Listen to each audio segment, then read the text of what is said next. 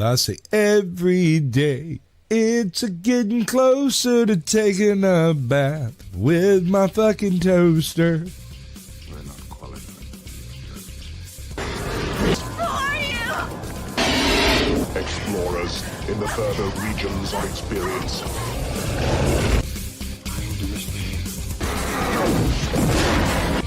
If you do not listen, then the hell with you.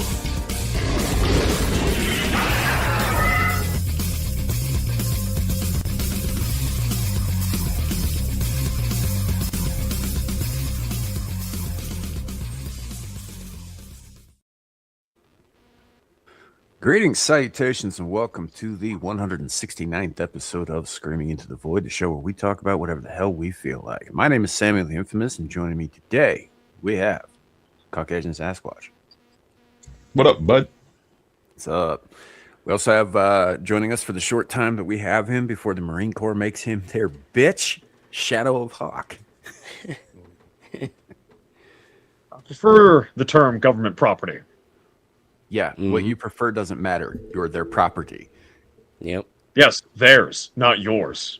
And then all the way over from Londonistan, or, you know, fucking somewhere else. I don't know. It's a small island. Abe. Yeah. Yo, what's going on? So obviously I got my my ringleader hat on today. You can see I also have a Santa hat on today. I'll probably be wearing this through the rest of the month on stream, just because I don't know. It seemed like a good idea at the time. Yeah. Welcome in, everybody. We are live currently on Twix, YouTube, and Rumble. Two separate YouTube channels, mind you, Caucasian Sasquatch and Samuel the Infamous. If you're in any of those places, drop a comment. Let us know you're here. We'll do our best to acknowledge it, etc. at all, yada, yada, yada. Before we get too much further, we're going to go ahead and say hello to the chat. Grift. We've got first up. Oh, yeah, the grift. We'll get to that in a second. We've got Fletch. Welcome in, buddy. Welcome in. Also, Arden Party. Howdy. Welcome. What in the name of God's great galloping galactic galvanized golden gonads is going on here? That's a lot of alliteration for, you know, I've only been awake for like 2 hours. He's good at this. I've seen this before. It comes to shakes. Yeah. We have Aaron Laura. Howdy, howdy, howdy.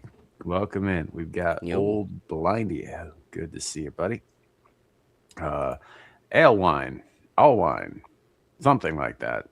I don't know. It's turning the little A into an O because my Ashton, how you doing, bud? Yes, welcome. All that stuff. I'm just gonna be all over the place today. It seems a lot of Arden Party. Damn, dude. Like, not TLDR. I'm not reading all that. I will. That shit's hilarious. I have an amazing amount of affection for alliterative allegories and analogies. Thank you, sir. Fair enough. Fair enough. Howdy, everyone. From Jacob Gallo. Good to see you, man. Good to see you. Coop. So, yeah. So it's that time of year where everybody plays inane music for like fucking a month straight and makes me crazy. You know? How y'all doing? I'm chilling like a villain, you know, cheating, robbing, rhyming, stealing. Mm-hmm. Stilling or stealing? Is it your accent, or are you like running a still? A little bit of both. I stole the still to steal things. I get drunk, but I steal stuff. I use the things I steal to make things in my still that make me drunk, so I steal things. Sweet. Fair enough. Is there some kind of like alliteration? I have a catalytic converter if you want it. Say that again, Shadow. Is there some kind of alliteration party going on? Because Ardent is alliterating and Squatch is alliterating. Are we supposed to do that? Ardent. Oh no, I'm not awake for this. I'm not nearly awake enough for this. Coffee. Would you like some stiff upper lip pre-dippable workout? No. Or dippable workout? So I've been having this issue for the last like week where I've been grinding my teeth in my sleep, and it's causing some serious problems with like pressure and pain and all of that. So I have to eat a lot of fucking pain medication even to be here talking to you guys right now. Yeah. So is the pie good at least? Yeah, I mean, the fact is I'm sleeping, so there's that. But on the other hand, I'm also like damaging my mouth while I'm asleep. Yeah. Get you a mouthpiece, bro. Ain't nothing wrong with it. Yeah. Trust me. Back before I got my teeth fixed, I spent most of my time with splitting migraines that were inexplicable and nothing anyone could do about it. And then I got my teeth all pulled out and all the stuff realigned and everything. And within a week, man, it was astonishing. My jaw muscles, the sides of my head, my migraine, all of that shit just kind of leaked out of me. It was weird. Yeah. I might TMJ do it, bro. Like it's always interesting though, because the last time I had a mouthpiece, I had to get like one of those and this wasn't a mouthpiece for sleeping, this was a mouthpiece for fighting, right? And they've got these ones now. Well, they've had them for a while, obviously. This was a while back, but where they have kind of this like foam gel inside them so that it conforms to your actual teeth as opposed to just being like generic, mouthpiece and all that. And it was great. So I don't have that thing anymore. And I don't know what the fuck happened to it. Probably got knocked. You can get them over the counter. Just hit a CVS or something along those lines. Because I got pretty messed up teeth, right? Some of them are broken and they're all crooked. So now listen to me. And I one day I'll share a picture of me before I got my shit fixed, and we can discuss who had more meth mouth. Holy shit! I was more of a pre-meth mouth, but in any event, with the ones you get over the counter are like a heavy, almost wax. It's a little heavier than wax. It's like a soft enamel sort of, and you drop it in hot water. You leave it there for like 15 seconds, and you bite into it. Wait 15 seconds, pull it out, let it cool. And when you go to bed, you stick that thing in and it locks everything into place. You can grit on that. You can chew on that shit like bubble gum. It won't give a damn. Right. There is one tiny issue. Hey, Darlene, welcome in. You got to make sure to get the right size for your mouth, because if it's too small, you'll end up getting it locked. Like it'll pop out and go sideways. Yeah. I've had that happen once and completely just dislocated my jaw on both sides. Yeah, that was always like the challenge. Like even back when like before they put those like those foam conforming ones out, you just had to get whatever it was that they gave you, and it was not a one size fits all kind of thing. And I've got a weird mouth anyway because it's like a medium sized mouth, but the way my teeth are angled, they're all angled inward. Right, so it makes them appear they take up less space, like in the interim, than they should. And so, like finding something that fits was problematic for a long fucking time. And plus, one of my canines sticks way the fuck out. So, am I unironically gonna sit here laughing in Britishness? Yes. In the sense that I've never needed any of that shit. Oh no, my teeth are fine. Always have been. But fucked up teeth are a natural state of the British population. It's an issue for us. Was it? I know it was Charybdis. No, it's kind of the other way around, you cunt. Gotcha, bitch. Right. So Sam, what you're telling us is that your mouth looks like Charybdis from Greek mythology. It does in fact look like there's an eldritch horror on my face. Yeah. Nice. Not on your face; it's in your mouth. Well, my mouth is on my face. Wait, hold on. So you're like a xenomorph, where you've got like the terrifying, ugly visage, and then like inside there's another little visage that just he's got a little mouth on the inside. Yeah, if I stuck my fingers in the sides of my mouth and like stretched the lips out a little bit and grimaced, then yeah, maybe. New Sam Laurence Knight, everybody. Check. I can just update the wiki. I could just stick my hands up with like my my pinkies and my index fingers sticking out and look like the fucking Predator too if I wanted to. So hey, listen, folks, there's nothing wrong with stretching those lips out. I'm going to take it. I advise you to do it before doing yeah, when a Britisher calls you a cunt, that means he likes you. True. I mean, he's been here probably a while. When an American does it means he doesn't. And when an Aussie does it, he's just talking to you. A Brit or an Aussie, yeah.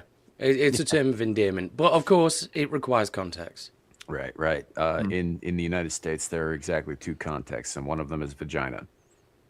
Yeah. Just like if you said, wait.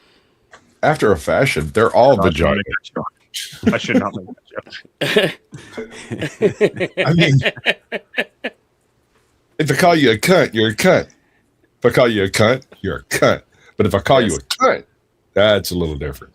Yes, Fletch, 100%. And yeah, I got the reference. I got the reference. I love fucking Predator 2. It's a great fucking movie. I don't care. We play this clip. We play this clip on the Hump Day Chinwag, where it's just like you're a cunt.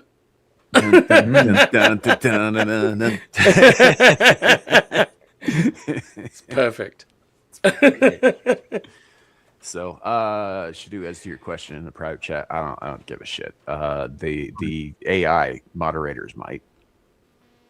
Okay, so because I got a joke about like the difference between England and America involved in that, but if it's too much of a, are you talking about putting meatballs in your mouth? Is that what you're talking about? No, actually, no. I'll just say it. Well, I can say it because faggots are delicious. No, the joke is if you ask an American if you like smoking fags, it means something very different if you ask a Yeah. Right, Yeah. but if you ask a Britishman if you can bum a fag, it's a totally different meaning over there. Well, it's a bit of a double entendre, that one, because it both means what you would assume in the United States, Right, and it also means to politely ask for a cigarette. well, we don't, when we talk about bums, like generally we're talking about like homeless people who beg for shit. Yeah. Like we don't generally refer to, unless we're being very polite in front of small children, we don't say bum when we're referring to butts. Well, even it kind of means the same as well. Yeah. Yeah. Because on the one hand, it's butt stuff. But to say that you're bumming something off someone means that you're without something, so you're begging for it. I don't think this is helping with your English accent. No. Like this. It's not helping. No, just bumming all the way down, folks. Yeah. God So we have some stuff to talk about today. There's been a bunch of stuff. I've been paying some attention to what's going on, but I honestly, if I'm being perfectly honest, man, after the Amazon Stargate announcement with Martin Garrow and all that here a couple of weeks ago, I've really just been like watching a lot of like old Gate World interviews and stuff.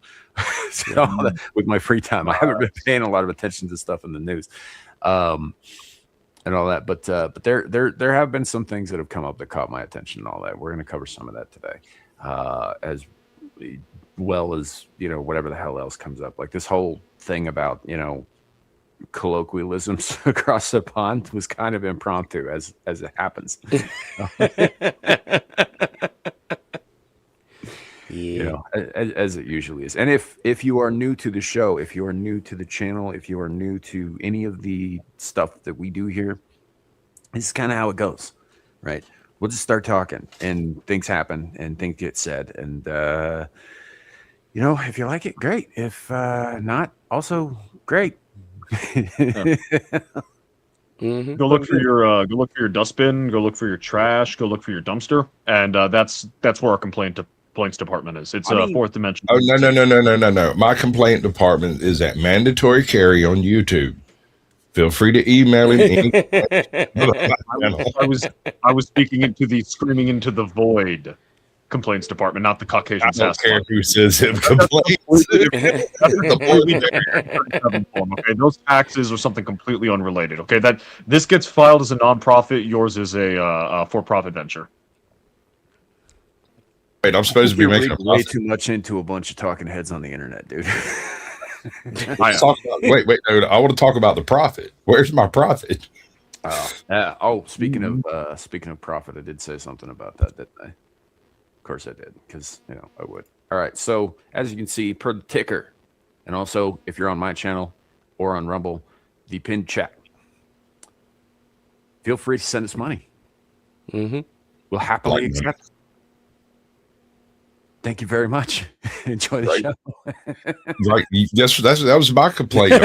You guys are getting that was the whole pitch. Just send us money. Money us, money now. Money now, money us. Yes. All right. So, what's the evil shit that's going on in the universe? Like, what's the bad things? I know of a few. There's a few. Fuck, I had somewhere else I was going with this, but whatever. I'm sorry. Let's go ahead and bring this up. Okay, so first things first. This came up the other day. So Ryan Fournier is a guy who is very involved in MAGA. He's I don't want to say necessarily lobbyist, but he's kind of in that vein, right? This dude's got like 1.2 million followers on fucking Twitter, which is kind of a lot for somebody who's not like actually a politician. And what's weird is this is the strange thing. This dude's been following me since like the first like month I was on Twitter, which is very strange. Yeah. But anyway, he puts out this thing. And he's talking about basically Trump. How do I put this? Poaching most of BRICS.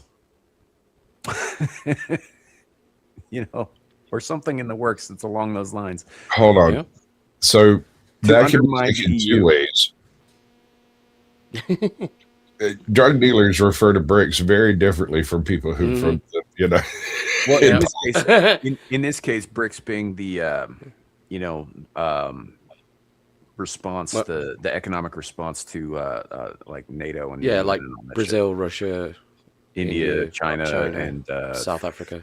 Is it South Africa? Yeah, it's South Africa. So yes, it's South Africa. Also, recently they added like Iran and like a few other countries. Right, but the acronym stands for the first five founding. And anyway, so like 4 of those 5, India, China, South Africa. They may as well just call themselves the Anti-Western Alliance. I mean, yeah, their whole goal was to completely devalue the dollar and replace it with a new currency. Yeah. Anybody for the Axis powers, or has that already been taken? I think that got used. It's been copyrighted. Yeah, I'm going to go with the angled powers. Yeah.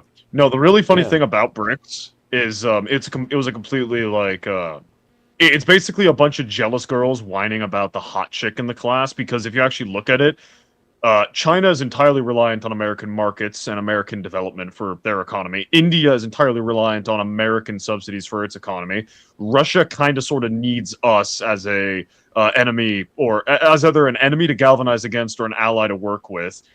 Brazil's a totalitarian shithole that's killing itself, and South Africa is a totalitarian shithole that's killing itself, but with black people. So BRICS was a joke.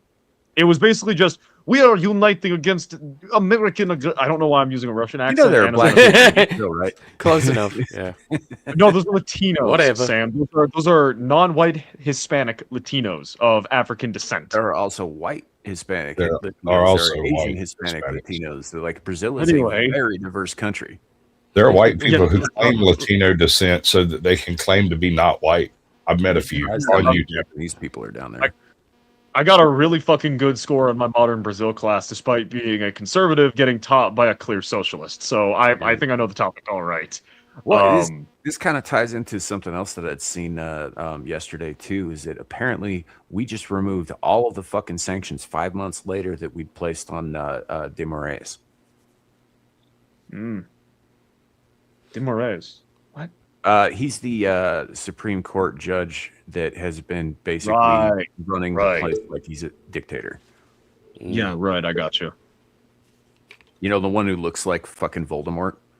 I've never seen a picture of what he looks like. I just know that he was acting very, very... He was basically doing what they claimed Bolsonaro was doing, which I found absolutely ironic and hysterical. He's the one who prosecuted all the stuff against Bolsonaro, too. He's the one that's my point. Who installed, I forget the name of the guy who's in there now, the current president of Brazil, who is a figure, Lula. by the way. De Moraes is the ruler of that country. I mean, mostly because Lula's retired. He doesn't care anymore. He had his good years. He's basically just back to bask in the glory. Right. So what's interesting to me here is what's weird. This whole thing, and this, to be fair, this is uncorroborated. Jesus, I can't talk today. Sorry, guys. Uncorroborated information. This is just something I've seen in here, but apparently, according to Mr. Fournier, this is I don't know, like he's grabbing up China, Russia, and India. Like obviously Brazil and South Africa are not included here, and Japan. Japan makes sense. I mean, we've been kind of economic partners with them since we bombed them into submission, right? Well, it's essentially been a vassal state ever since. Yeah.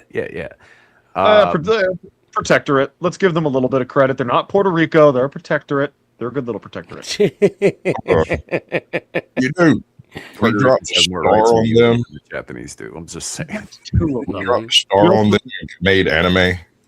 We dropped 2 on them, and we also burned down half of their country with Agent Orange. But wait, that wasn't Japan. No, Agent Orange is something different than napalm. Sorry, no, because all of their major cities were made of wood, and we dropped napalm on all of their major cities. We basically burned down half of Baltimore, New York, Detroit, LA, and Seattle like a dozen times. Yeah, shit was basically a straight up war crime, but we got away with it because we were the allies. We got away with it because it's only a war crime after the first time. Yep. Well, I mean, I don't mean to be that guy. Technically, it's not a war crime until Canada does it, so we're good. No. Quebecois, till the Quebecois did it. A buddy of mine who, granted, he is Quebecois, so this might be a bit of nationalism, but he actually pointed out, hey, what formations of men were the ones doing all that evil shit? Was it the Anglo-Canadians or was it the French Canadians? And of the examples I looked at, it was the French Canadians. So it's not the Canadians, it's the Quebecois. Mm-hmm. Makes sure, sense. but the thing is like you have Canadians and French Canadians. They're part of the same country, and so just because they're apologizing doesn't mean they're not currently committing a war crime. So does that mean Tajiks and Pashtos are the same thing, even though because they're both Afghans? Your mama. I'll take the win, boys. This being my fucking area of study, let me beat Squatch at something. Let's fucking go. This not being your area of study, this little tangent I'm about to go on. You brought up Pashto, right? So Pashto is also a religion, or is also a language. And do you guys know who Sandy of Cthulhu is? Sandy Peterson? Yes, I either follow him or I see all his shit on my Twitter feed. Okay, so this guy is responsible for pretty much bringing Lovecraft into the modern era, right? With games like Call of Cthulhu and Cthulhu Wars and that sort of thing. He was also involved in Age of Empires. He was involved in Doom. Like he's a game maker. Oh, really? Anyway, he was talking the other day about watching a Muslim horror movie, and apparently those are things that exist. I don't know. And the language that the characters it's called living in a Muslim country. No. Like a genuine horror movie, just made in the Middle East. And he was saying they were speaking Pashto, and he said that the subtitle said one of the characters said "Mother of God," and he goes, "I don't think this is translated correctly." Yeah. Right. Fucking hell. That was. And the translator was never seen again. It was really funny. Yeah. Anyway. But this is kind of an interesting response because I think this is sort of if this happens, right? This means that half of BRICS is going to be in a conflict of interest. Right? Because the sole purpose of BRICS was to destroy the hegemony of the American dollar. The petrodollar. Hold on. What if they could subvert the hegemony of the American dollar to their interest rather than destroying it? Wouldn't that be just as effective? I mean, it Possibly. could.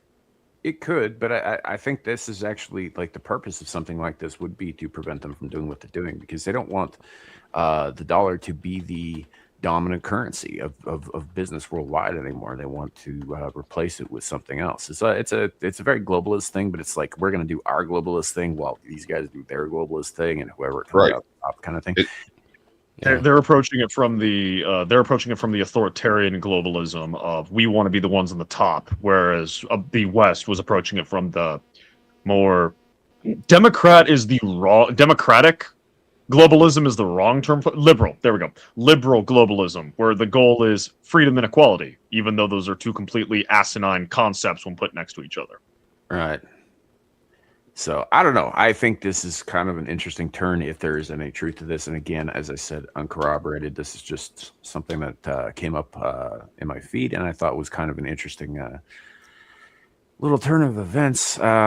Although as an American only guy, I'm not American first. I've been saying America first for a long time. I think that is incorrect. I am America only, and this chafes. I don't like this. I don't like fucking being further involved with fucking foreign powers than we have to be. Mm-hmm.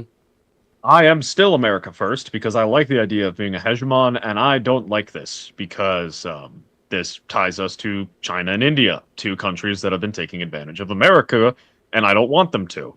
And I'm not too upset about the Russia angle, as long as we're able to get them to play ball and stop being ridden by China.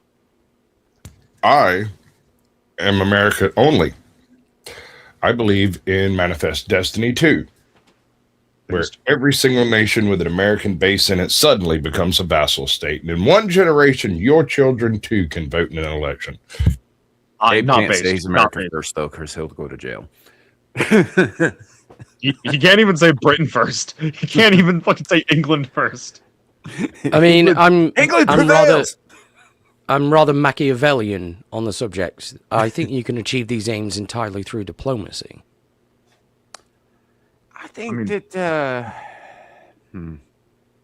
diplomacy has its place, but the fact of the matter is that the halls of power revolve on violence.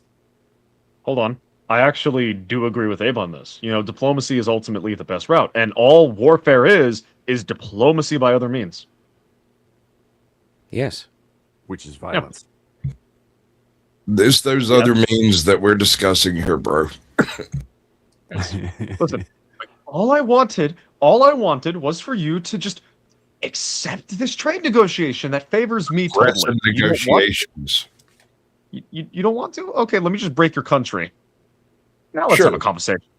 I mean, that's the model that the British Empire succeeded on for, a few centuries. I mean, look, so Aaron Lore's saying, I am awesome first, and I don't like that Canada's not chosen to join. I don't know what to tell you. Your country sucks. Like, it's fine that we don't want Canada in the club. Frankly. First and foremost, the entire Commonwealth needs a revolution at this point. Yeah. All of it. You got a license to call for revolution? You got a license for that license, mate. Right? What's your license? Look, if we had to get right down to it, right? Y'all have seen Ted, right? The Seth MacFarlane movie about the talking teddy bear? Yeah. Okay, so in the beginning of Ted, right? They were talking about that magical time of year where it's time to beat up the Jewish kids, right? And so all these neighborhood kids got together and were beating up the Jew kid. And then our main character comes up and he's like, hey, can I play too? And everybody, including the kid getting beaten up, tells him to fuck off. Canada's that kid. Yeah. Oh, man. Yeah. That was good. It's the most magical time of the year.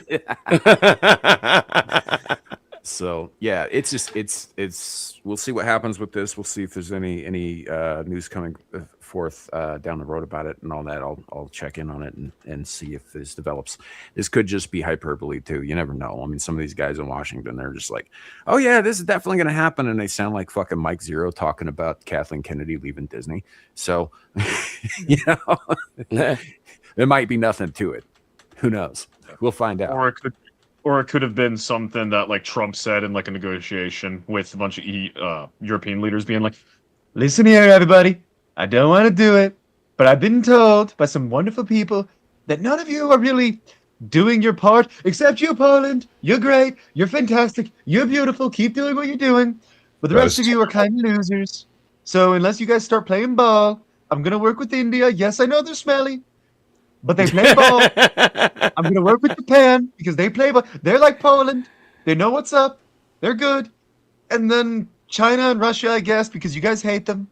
So, yay. Stop it. And This is like the worst Trump impression I've ever heard, kid. No, here's the thing. He's got the part that I can't get. He's got the part I can't get. I can't do the cadence, the pattern that he does, the way he uses his syllables. He's got that nailed. It's just he is nowhere near the proper register or accent. Right. It sounds more like fucking weirdly Henry Kissinger.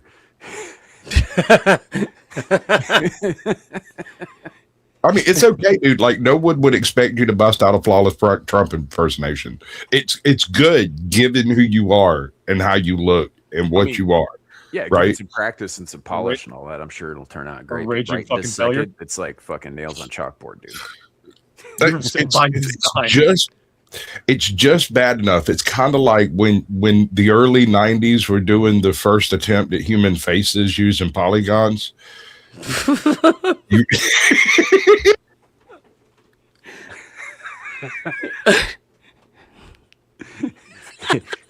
Shadow looks Get out. He looks unamused.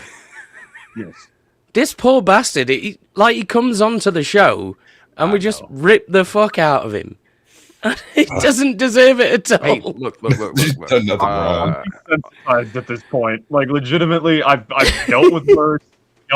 If you've not seen bad, when I was like 18, 19, when I was first meeting these fucking jokers, it was worse. It was so much worse. We've laid off him quite a bit, actually. And He earned it. I justify it by saying that we're just preparing him for the far worse things that are going to be said and done to him when he joins the military. Like, a couple of weeks. If you're going to be a Marine, you're going to... We got to get this shit out of our systems because we ain't going to see it for a while. And when you come back, you're going to be immune to all our shit. This isn't about us. Already about shit. I'm just like, oh, okay. They're still doing these jokes. Okay, I'm disappointed. I'm not annoyed. Well, once you've been in the military, he's going to come back, right? And he's going to rip the piss out of us so hard because he's gone through that hardcore shit. Right. And we're just going to be sat here with our dicks in our hands like, what the fuck just happened? The thing is he will have been gone through by a professional. He have dedicated their entire a fucking institution. Like you. Also, I'll be a little bit late, but I can actually show up next Saturday as well. So yippee. And I have a theory that his ass might end up being a drill instructor wherever the hell he ends up going. Just wait and see. Watch. I don't think officers can be. I don't know if they're able to. Yeah, I think aren't drill instructors are like sergeants, which I think is drill sergeants are sergeants. Non-commissioned. Yeah, they're non-commissioned officers. I don't know if they have to specifically be a sergeant, but they're usually non-commissioned officers. From what I know.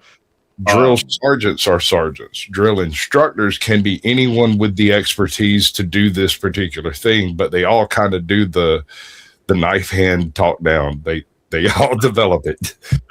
Well, I mean, that's going to be pretty much, from what I've been told, everything is going to have to be done with a knife hand. So I'm going to be doing that a lot when I come back.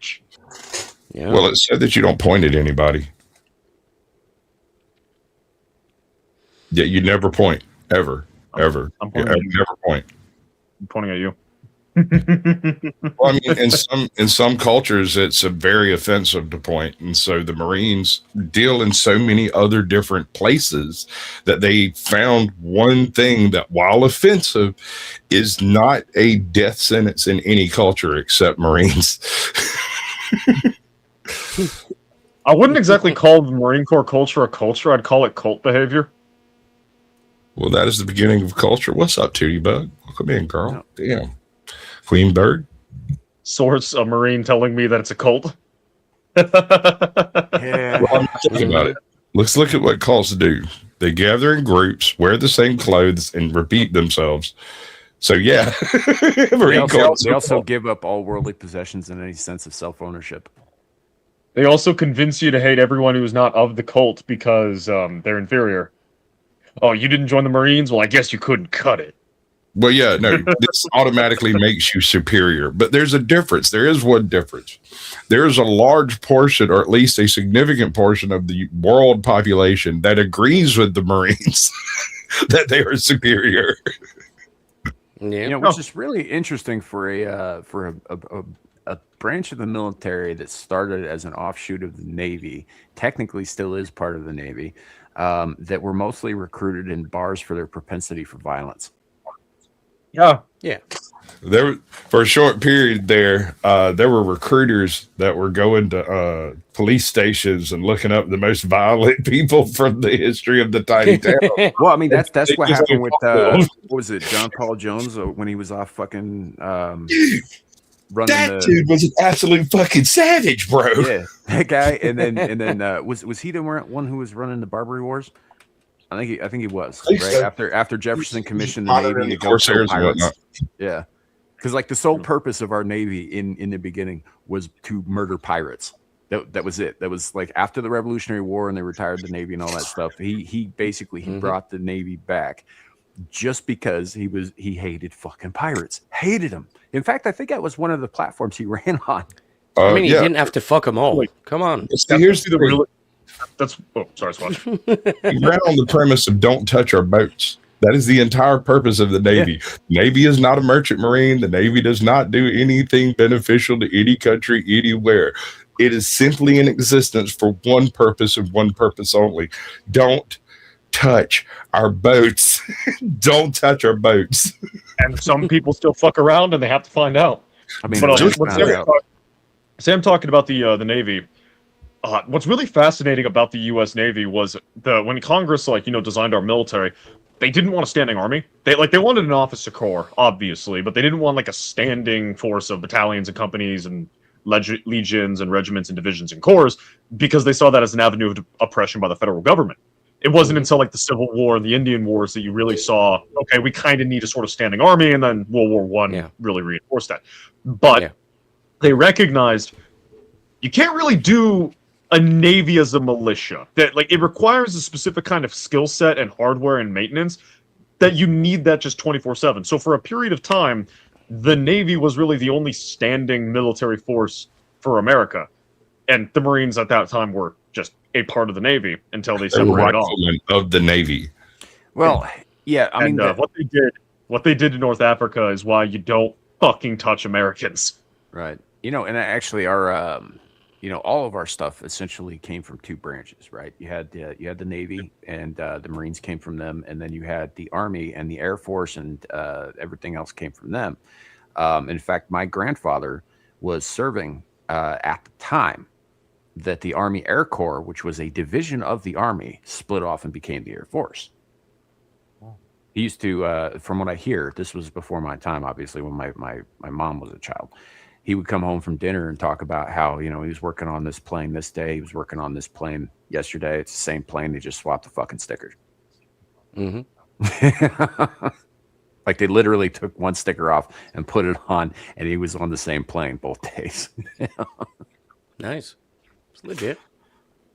So, got to think. But, it's, I don't know. Best of luck to you, kid, though. Seriously.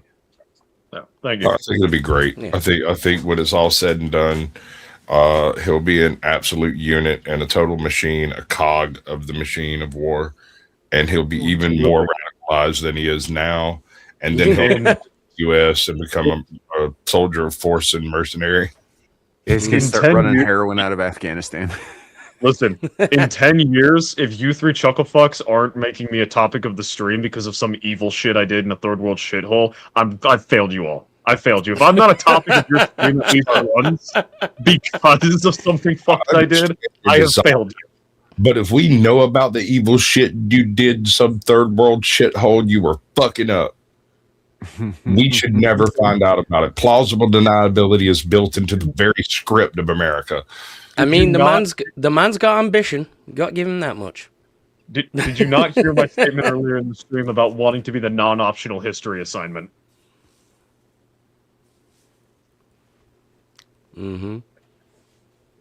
Mark's Kanye. don't talk. Mm-hmm. Yeah. You know what? Hold on a second. So Rocky Shepherd. So I misread what you said here. So I do apologize about that. I originally read it as Marines are awful. Army is not. I see now that it says lawful, but I read it as awful, and I was about to bring that up and say, "Oh, look, fighting words for Shadoo." And GHAL, if she were here. Yep. What I will say about the Army is they've got all those really like credit to the Army. They're the ones who get all the shiny toys, all the new shit. They're the ones who get like all the fun. Like they're actually supplied and funded, and yet they still only get about half as much as the Marines done. So. But what the Marines get have already been battle tested and are not in doubt as to their functionality. Right. I will click X to down, sir. I have heard horror stories of having to piece together Humvees and helicopters. Yes, and you can. That's overcome, motherfucker. You can. Look, back in 1944, they used to do these competitions in various military bases. They would put together teams of people to construct a Jeep. You ever seen any of these? No, I don't think I have. The Marines almost always won it. I mean, there was like the first couple of years the Army won it, but I don't think the Marines competed in the first. They weren't, in there or whatever. They just didn't. They were still busy doing some other shit in the Pacific Theater or whatever. You know what I'm saying? They were. The Army was like, but no, the Marines almost always built the Jeep fastest. So one of the coolest ones out there that you can find, I think it's on YouTube, or at least it was. They have a group of modern Marines assembling a 1945 Jeep, having had a single induction class by the team that they were assembling against, who was a group of Marines out of 1945, who had once won this very competition. And you know what happened? They won this very competition because these guys had done it a million times. Even though it was 60 years ago, 100 years ago, right? These other guys had seen a Jeep in a museum. They saw all the parts yesterday.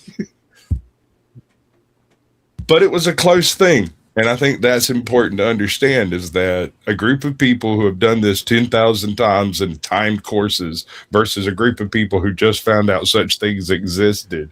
And the people who just found out they existed were dedicated enough to literally stay up all night running it over and over and over, so as to even be competitive with the old farts over there who like knocked it out while smoking cigars and drinking Henny.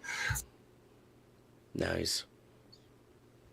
Indeed. And hey, who knows? Maybe chicks dig a dude in uniform. Maybe you can get a wife after the school. Well, that would be I could get a wife right now. It's my standards that are the problem. Well, maybe your standards are too fucking high, dude. Don't be a whore. Don't be annoying. I stand by what I said. Okay, there's a lot of women that, fit the first criteria. Probably the vast majority. The second one, you are fucked, buddy. In my age range, I press X to doubt. In my age range, I press X to doubt. Assuming that he makes it through the whole process of becoming a Marine, right? Mm-hmm. After he comes out of the fog, we're going to kidnap him and putting him in a milk house. And we're just going to mass produce babies until we have an all-girl soccer team to compete in the Olympics in 50 years. I don't think the government will like you stealing their property that much. See, this is entirely a private venture. You're gonna wait for my contract to be up. That's what you're saying. Shh. Don't tell them. Right. Never play your full hand, kid. Never play your full hand. Mm-hmm. Yeah. Keep it secret. Keep it safe. Is it secret? Is it safe? Sinkholes? Yeah, sinkholes. What's up with Turkey apparently has what they're loosely referring to farmland, in my opinion. Very they're having a problem with sinkholes, and this has to do with the way they're irrigating and all this. There's some dipshits out there calling it climate change, but honestly, it it has a lot more to do with how they're irrigating, where they're pumping water from, and all that shit. But there's something like 600 plus sinkholes that opened up in like the most fertile area for farming in Turkey recently. And this is good. Video for it, yeah. This is actually really good. And this isn't going to make any sense on its surface, but in reality, one of the reasons why these areas are destitute of water is because they have no surface relief. There's nothing to break up the trade winds blowing over. There's nothing to force moisture out of the sky. And when you open up these sinkholes, you're creating microclimates, or unintentionally, it's just a byproduct of it. You create these little microclimates. One of those sinkholes will inevitably collect every drop of rain available to them. God damn it, Aaron! It's a good thing. Yeah, it does kind of look like God teabagged the desert. Yeah, one that's smaller than the other. Anyway, yeah, and made his image. Image of his nuts. He's nuts, motherfuckers. Yes, you look in the background over here. This isn't new. I mean, they're talking about it like it's something new. But that one over there, right, the one you see in the back right, that has at least 10 years of water deposition that's occurred in there. There are trails that are going down the sides of that thing. I don't know if y'all can see it. Oh yeah, yeah. Talking about the one on the right. This is how natural lakes form. So, not here. Those are walking trails, right? Those are not water trails. But that particular sinkhole. No. Like if enough of these sinkholes open up over a given space, like this one that's photographed, that will in time become a natural lake. It should, which will benefit everything around it. I do know that, and I learned this reading about karst formation sinkholes, which are a little different, but they have the same like effect on the air, and it's like wind blowing over a golf ball, right? When you have that take place, it creates this bubble, and that little bubble rotates and just becomes more humid, and you end up with a microclimate of actual moisture under a very dry layer of desert air. And so the base of each one of these things will be a much more palatable place for life in general. Yeah. I don't know if it'll become a lake. I mean, it looks a little dry to me, but Yeah. We're talking about a semi-arid steppe area that's borderline desert. They don't get a lot of moisture. Right. Yes.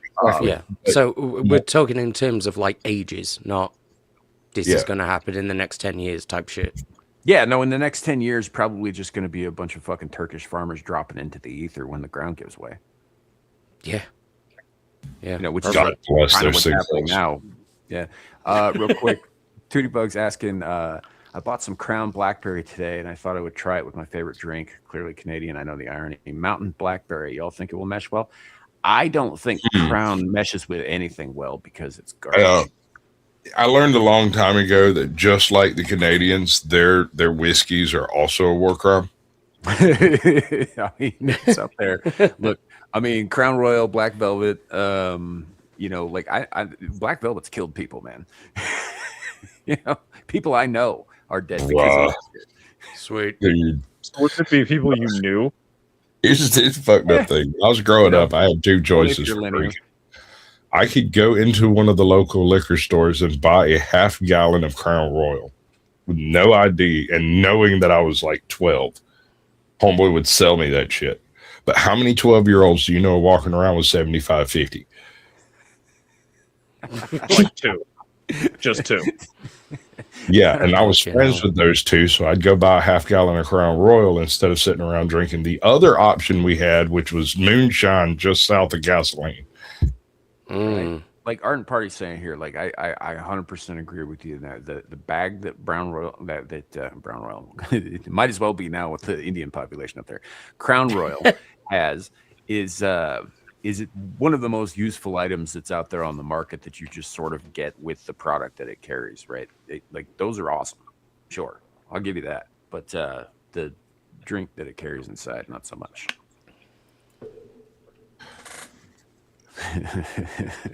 One of the most heinous nights I ever experienced was involving 2 pints of Seagram 7. Don't do drugs, kids. Okay? Drugs are bad. He says as he lights a blunt. Yeah. Hey, Sam, can we flash up the medical ticker? We could, I guess. If you insist. Mm-hmm. Dude, Seagram's is like what happens with Crown Royal when it falls down drunk at night and falls down some stairs. This is not medical advice, people. Seagram's is drinking advice. But do crack. Is sinful. I mean, I was really funny the first time, and I know I laughed this time, but it's... Dude. It might be hours next week. I don't want to be here. Yep. We're going back to the grift. Money us, money now. Anyway, we have a video to play here. I only say this because my chat's on the ragged edge, bro. You never know. You might.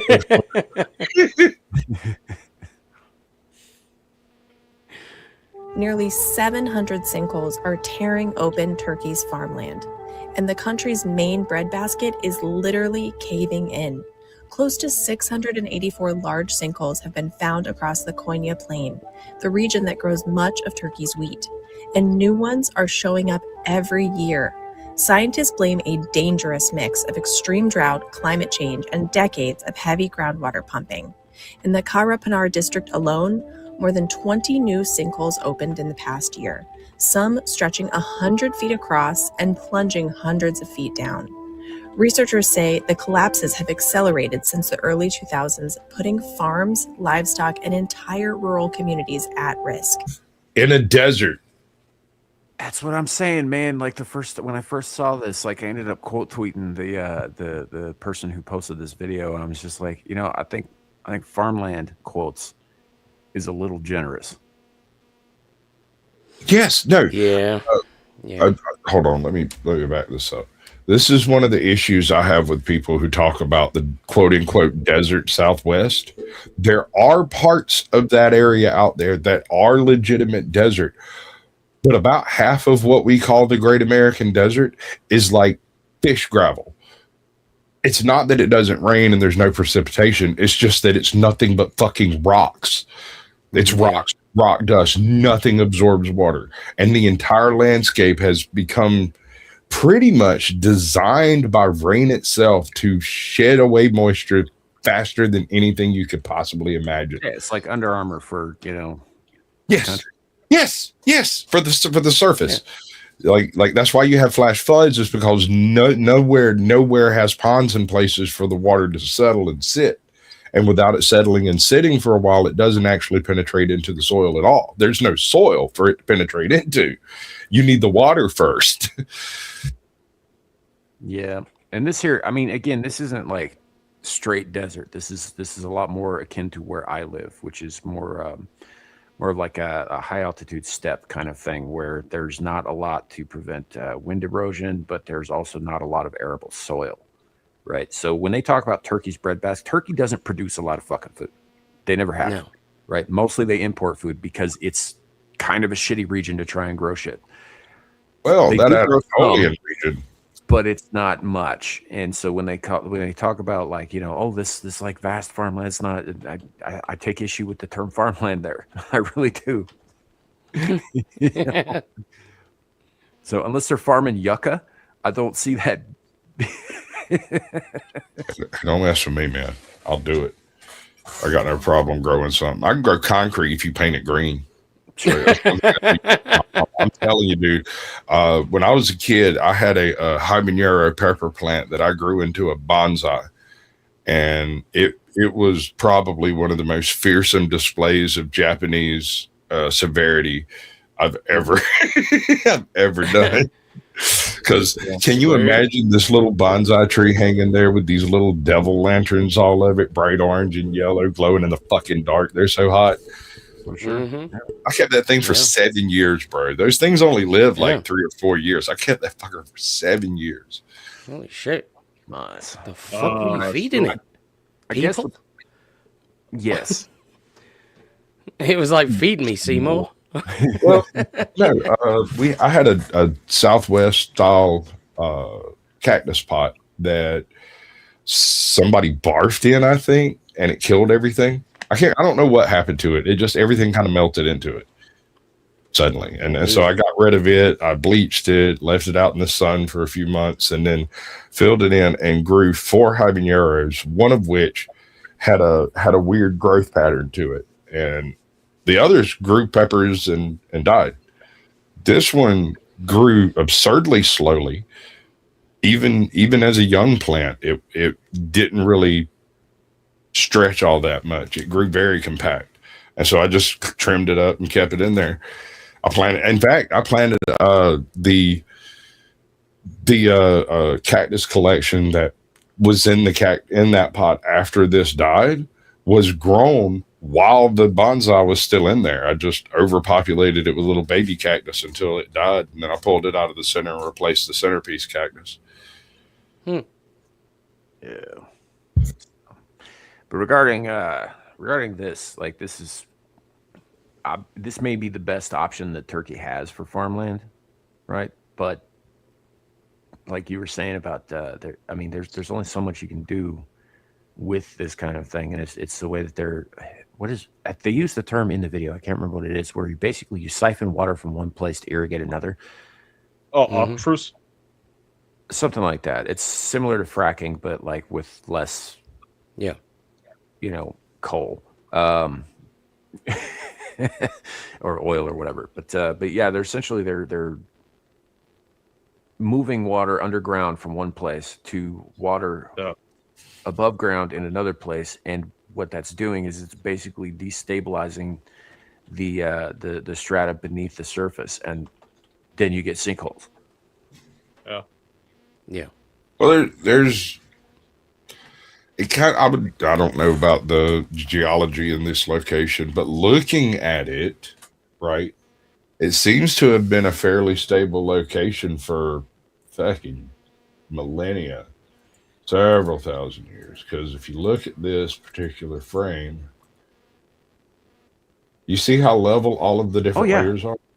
Right. Yeah. This place has not been disturbed by a major earthquake or all of these are floods. Like every one of these dark lines is a heavy clay deposit that is blocking the moisture from actually receding deeper. And that's where you have a band of life, is in that clay deposit. That one there. And the deeper you go, the more you get. But that shit is dead level all the way out of sight. Yep. And you're talking about a region that's been occupied by people for thousands of fucking years too. You see that dark layer at the top? It hasn't happened until recently, which means that there's something they're doing changed. Yes. But you see this dark layer at the top right here? That last little bit? Yeah. That is since the dawn of humanity.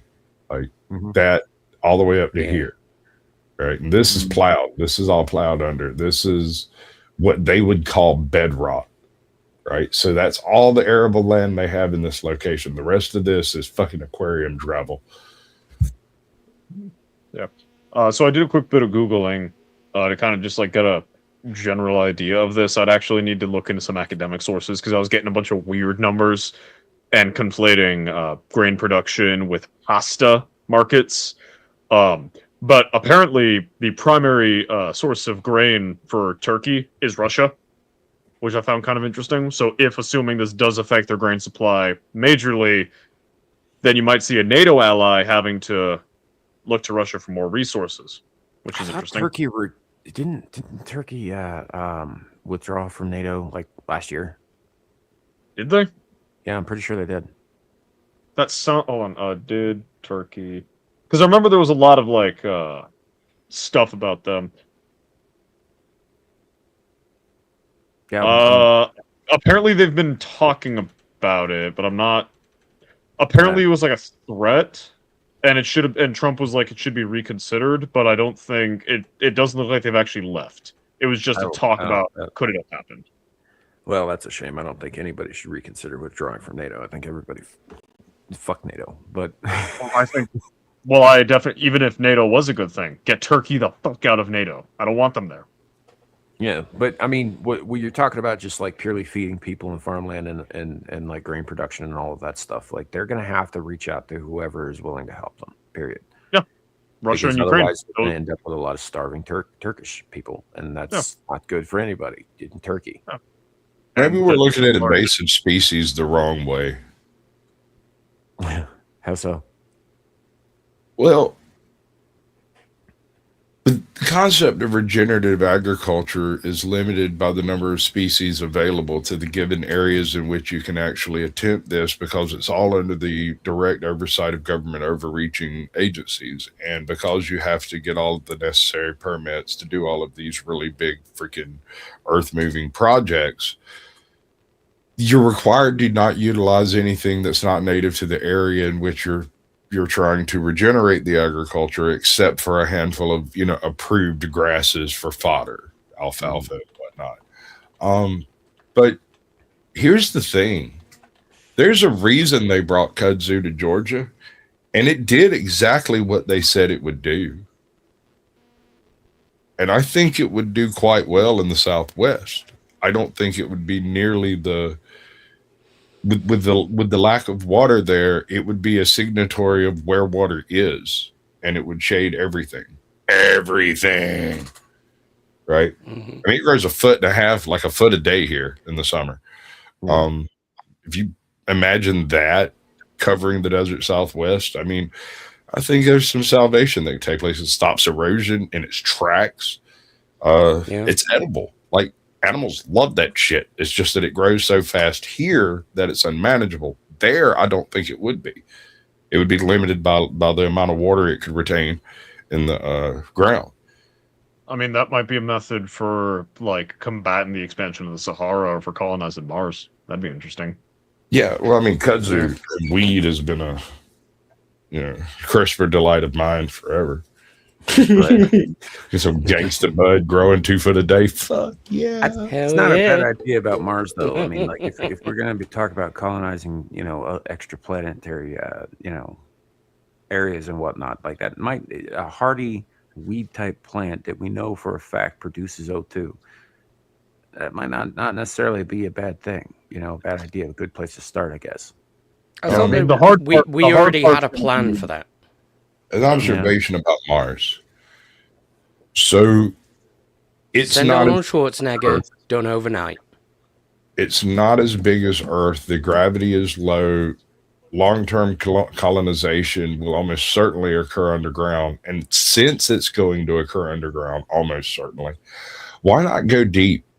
If you dig a hole deep enough into the surface, any air that is or gases or whatever that are on the surface will fall into that hole, creating a pocket of high pressure. Why is that not a viable option? I actually don't think you need to even dig all that deep, because there are canyons that are fucking, miles, very deep. And you go down far enough into one of those and just sort of like dig into the side, right? There you go. There's your entrance. Sure. And to answer your question, Squatch, I may have misspoke when I said I meant terraform. That's more of what I was referring to. Well, that's what I'm saying is, in order to terraform, there's a few problems with terraforming Mars. The dust is looking poison, I'm aware. Well, no, not just that. I mean, all of that could be overcome through the modern, love of chemistry. But yes, speaking of the Warhoon, that's another problem. The real issue is the lack of a magnetosphere and the fact that the surface cannot be occupied by most living things on Earth. It would be scrambled by the solar rays, even if it had an atmosphere. Yeah, I mean, I made a throwaway joke about Total Recall, but the reality is that if humans were to live there, they would have to live in domed structures. Domes are no good. Go ahead. I was going to say I'm going to have to disagree with you guys there, because we do actually have a historical document of entire civilizations thriving on Mars. Yeah, but that dude was on absinthe, bro. Do not disrespect Edward Rice, but Edward Absinthe, the green fairy itself. I am a full freaking proponent of Barsoom. Do not mess with me, bro. yes. You agree that it's colonized. We just need to quibble about how we get there and how we conquer them. No. I believe that took place millions of years ago in Mars's past, and that he was traveling in time.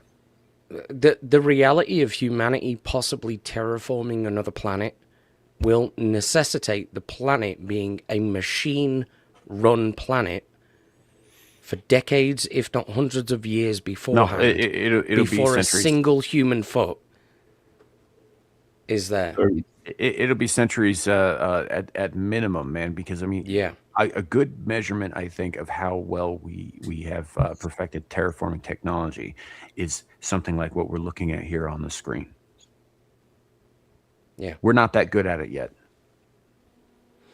Yeah, and if you're talking about a planet that is not currently capable of supporting, human life or any other life that we are familiar with beyond like paramecium, then it's going to take a while. It's going to take at least centuries, if not a millennia. Yeah, for sure. I think it was Arthur C. Clarke. Millennium. I think it was in one of his Rama novels, but it might have been a different one.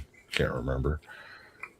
He proposed in one of the pre-chapter things a list of things you would have to do to make Venus surface dwellable, right? And most of the things he listed are completely accomplishable with modern technology. It's just unbelievably freaking ambitious. We're talking about picking up a double handful of Saturn's ice moons and plummeting them down onto the surface of Venus in order to provide enough water to dilute the acid, and then basically doing the same thing with a couple of asteroids from the asteroid belt out there, some big ones, and I don't mean little ones, I mean fucking big ones, specific ones that he picked out. Asteroid belt or Kuiper belt? Pardon? Asteroid belt or Kuiper belt, like the Oort cloud. Asteroid belt. If you're going to Mars, you're not going as far out as the Kuiper belt, man. Well, no, I'm talking. He was saying Venus, and I was asking, like, did you mean the asteroid belt or did you mean like the Oort cloud and the asteroid belt? Specifically, I think it's Aries. I think is the name of the object, or I might not be right. But anyway, there's two specific objects that are in the asteroid belt that are of, in his opinion, the right chemical makeup to neutralize some of the acidic problems on Venus and to mitigate some of the pressure issues, right? By dropping the surface temperature, by throwing dust in the air and dropping the surface temperature, a lot of stuff would chelate out of the atmosphere really quick, a lot quicker than you would expect. But it's still so acidic that it would just freaking eat through whatever you dropped in there. I was going to say, like, just even getting through the fucking sulfuric acid storm clouds in the first place is going to be an issue. Well, that's why Aries is a Jovian moon. That's right. But that's why before you do that, you pummel it with a number of ice chunks from the moon, from the belts of Saturn, right? Or the Kuiper belt if you can find one big enough. But you hit it so as to speed up the rotation. It would be a backwards rotation, but you'd want to speed it up at least 10%. Okay, so now we're talking about Venus here, right? Yes. Okay, so again, I have to say it's got to be asteroid belt. Everything else is too far out to justify the expenditure. No, an entire planet is just worth the expenditure. I guarantee you. But there is a secondary thing. In one of the later chapters, he proposed what he called the long-term solution. And this is a situation where we build these blimp cities that basically drop pipes down into Venus's atmosphere, taking off natural resources out of the atmosphere itself.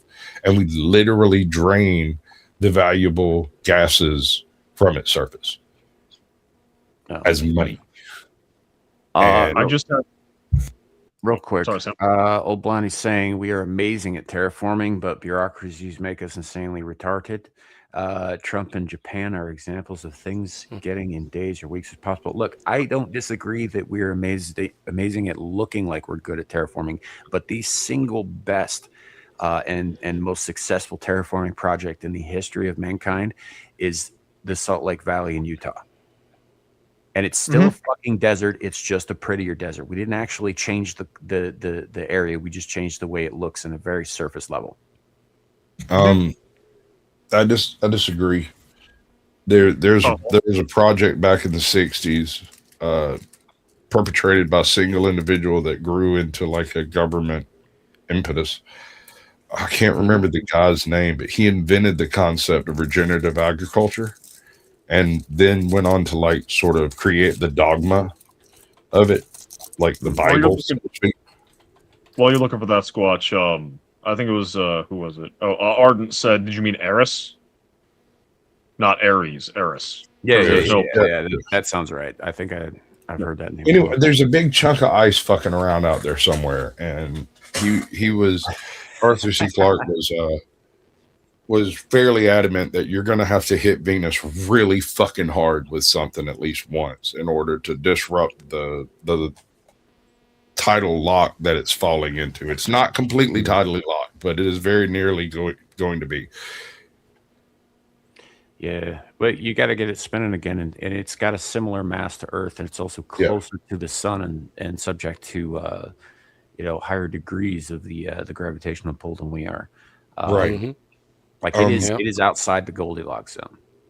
Slightly, just barely. Which is one of the reasons why he wanted specific asteroids from the asteroid belt to create a haze, a solid haze, not the fucking greenhouse hellscape that it is now, but an actual physical block against the sunlight reaching the surface at all.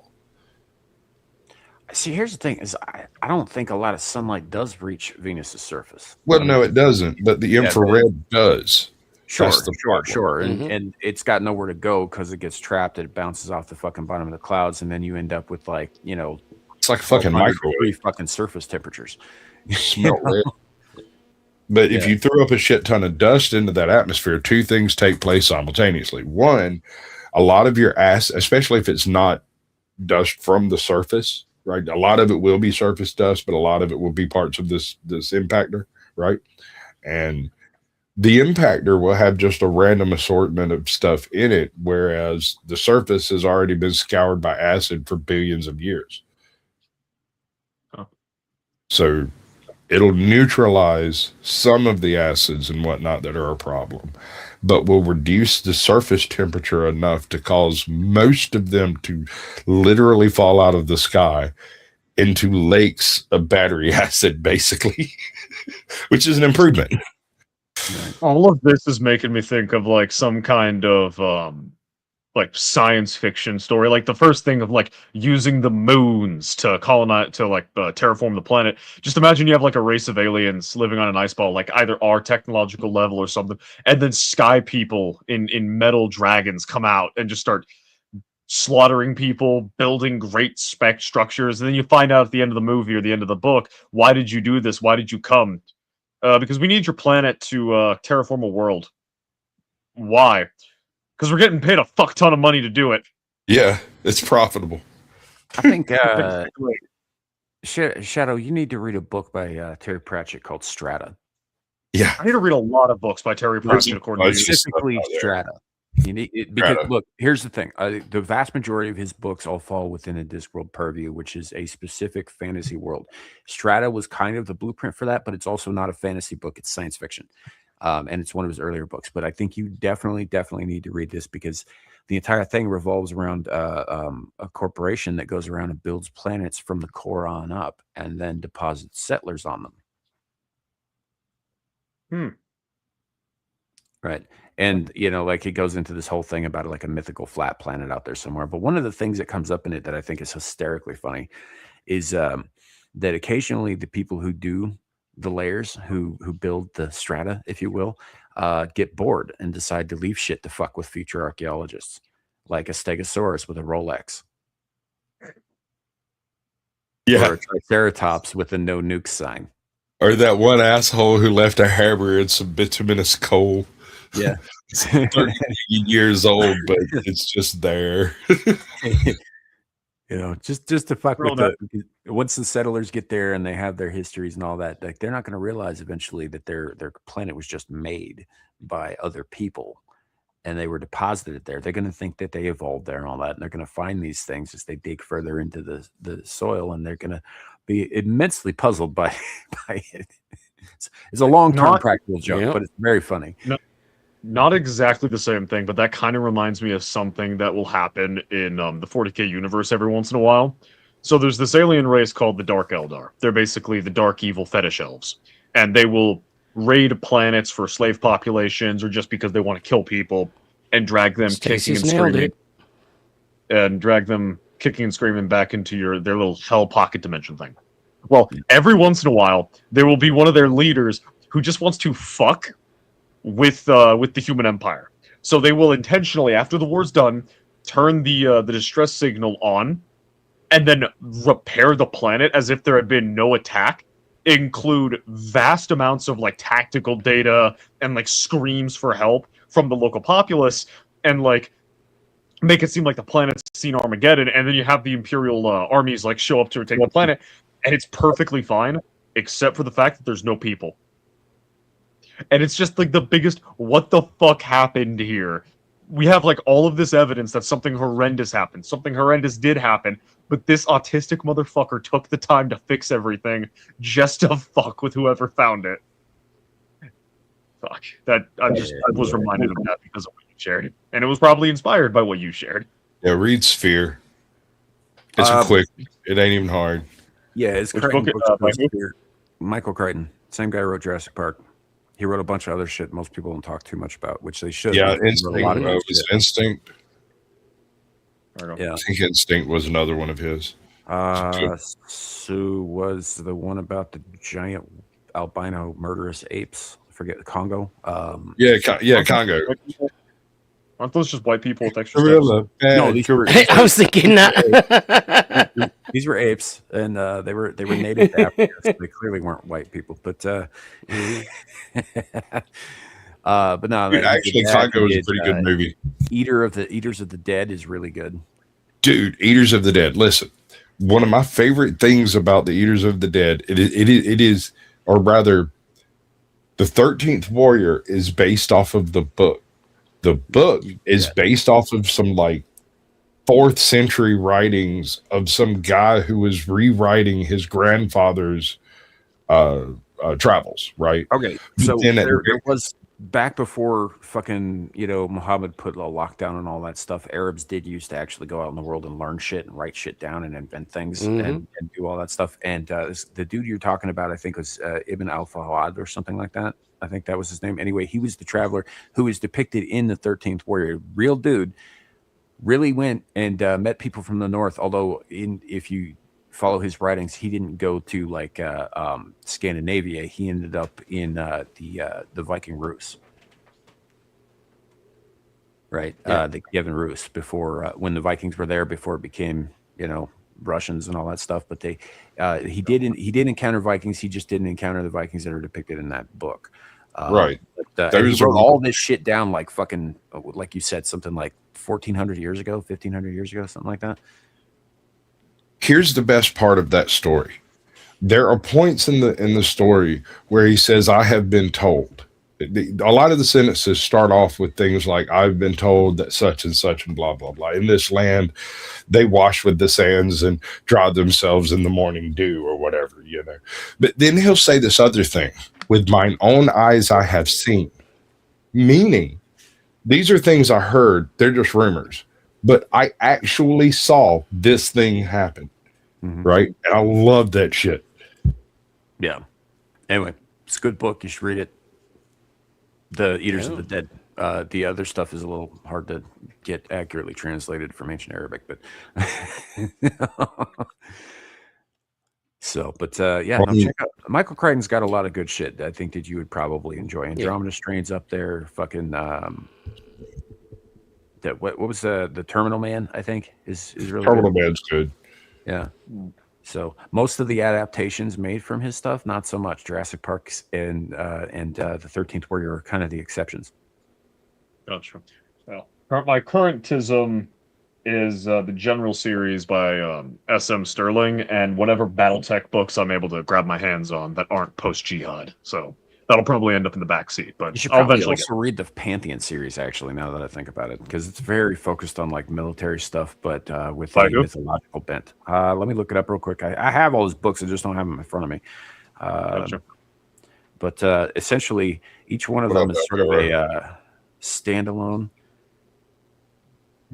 kind of standalone novel that involves a specific pantheon, and they're all called things like Age of Ra is, I think, the first one, right?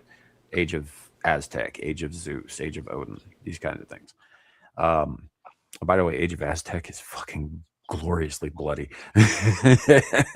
Yeah, I would imagine. Of course, that's your favorite one. Well, you because violent savage. They take place in the modern day or the near future. And in Age of Aztec, the Aztec Empire has actually conquered the entire planet. Kind of thing. And it's sort of about resistance to, are the gods real? Are they not real? And all this stuff. In Age of James Lovegrove? Yeah, Lovegrove. That's it. Okay. Yeah, I just Googled Age of Aztec, and that's what came up. Yeah. Age of Ra is the first one, and in it takes place, all of the gods of ancient Egypt have basically divided up the world into little fiefdoms.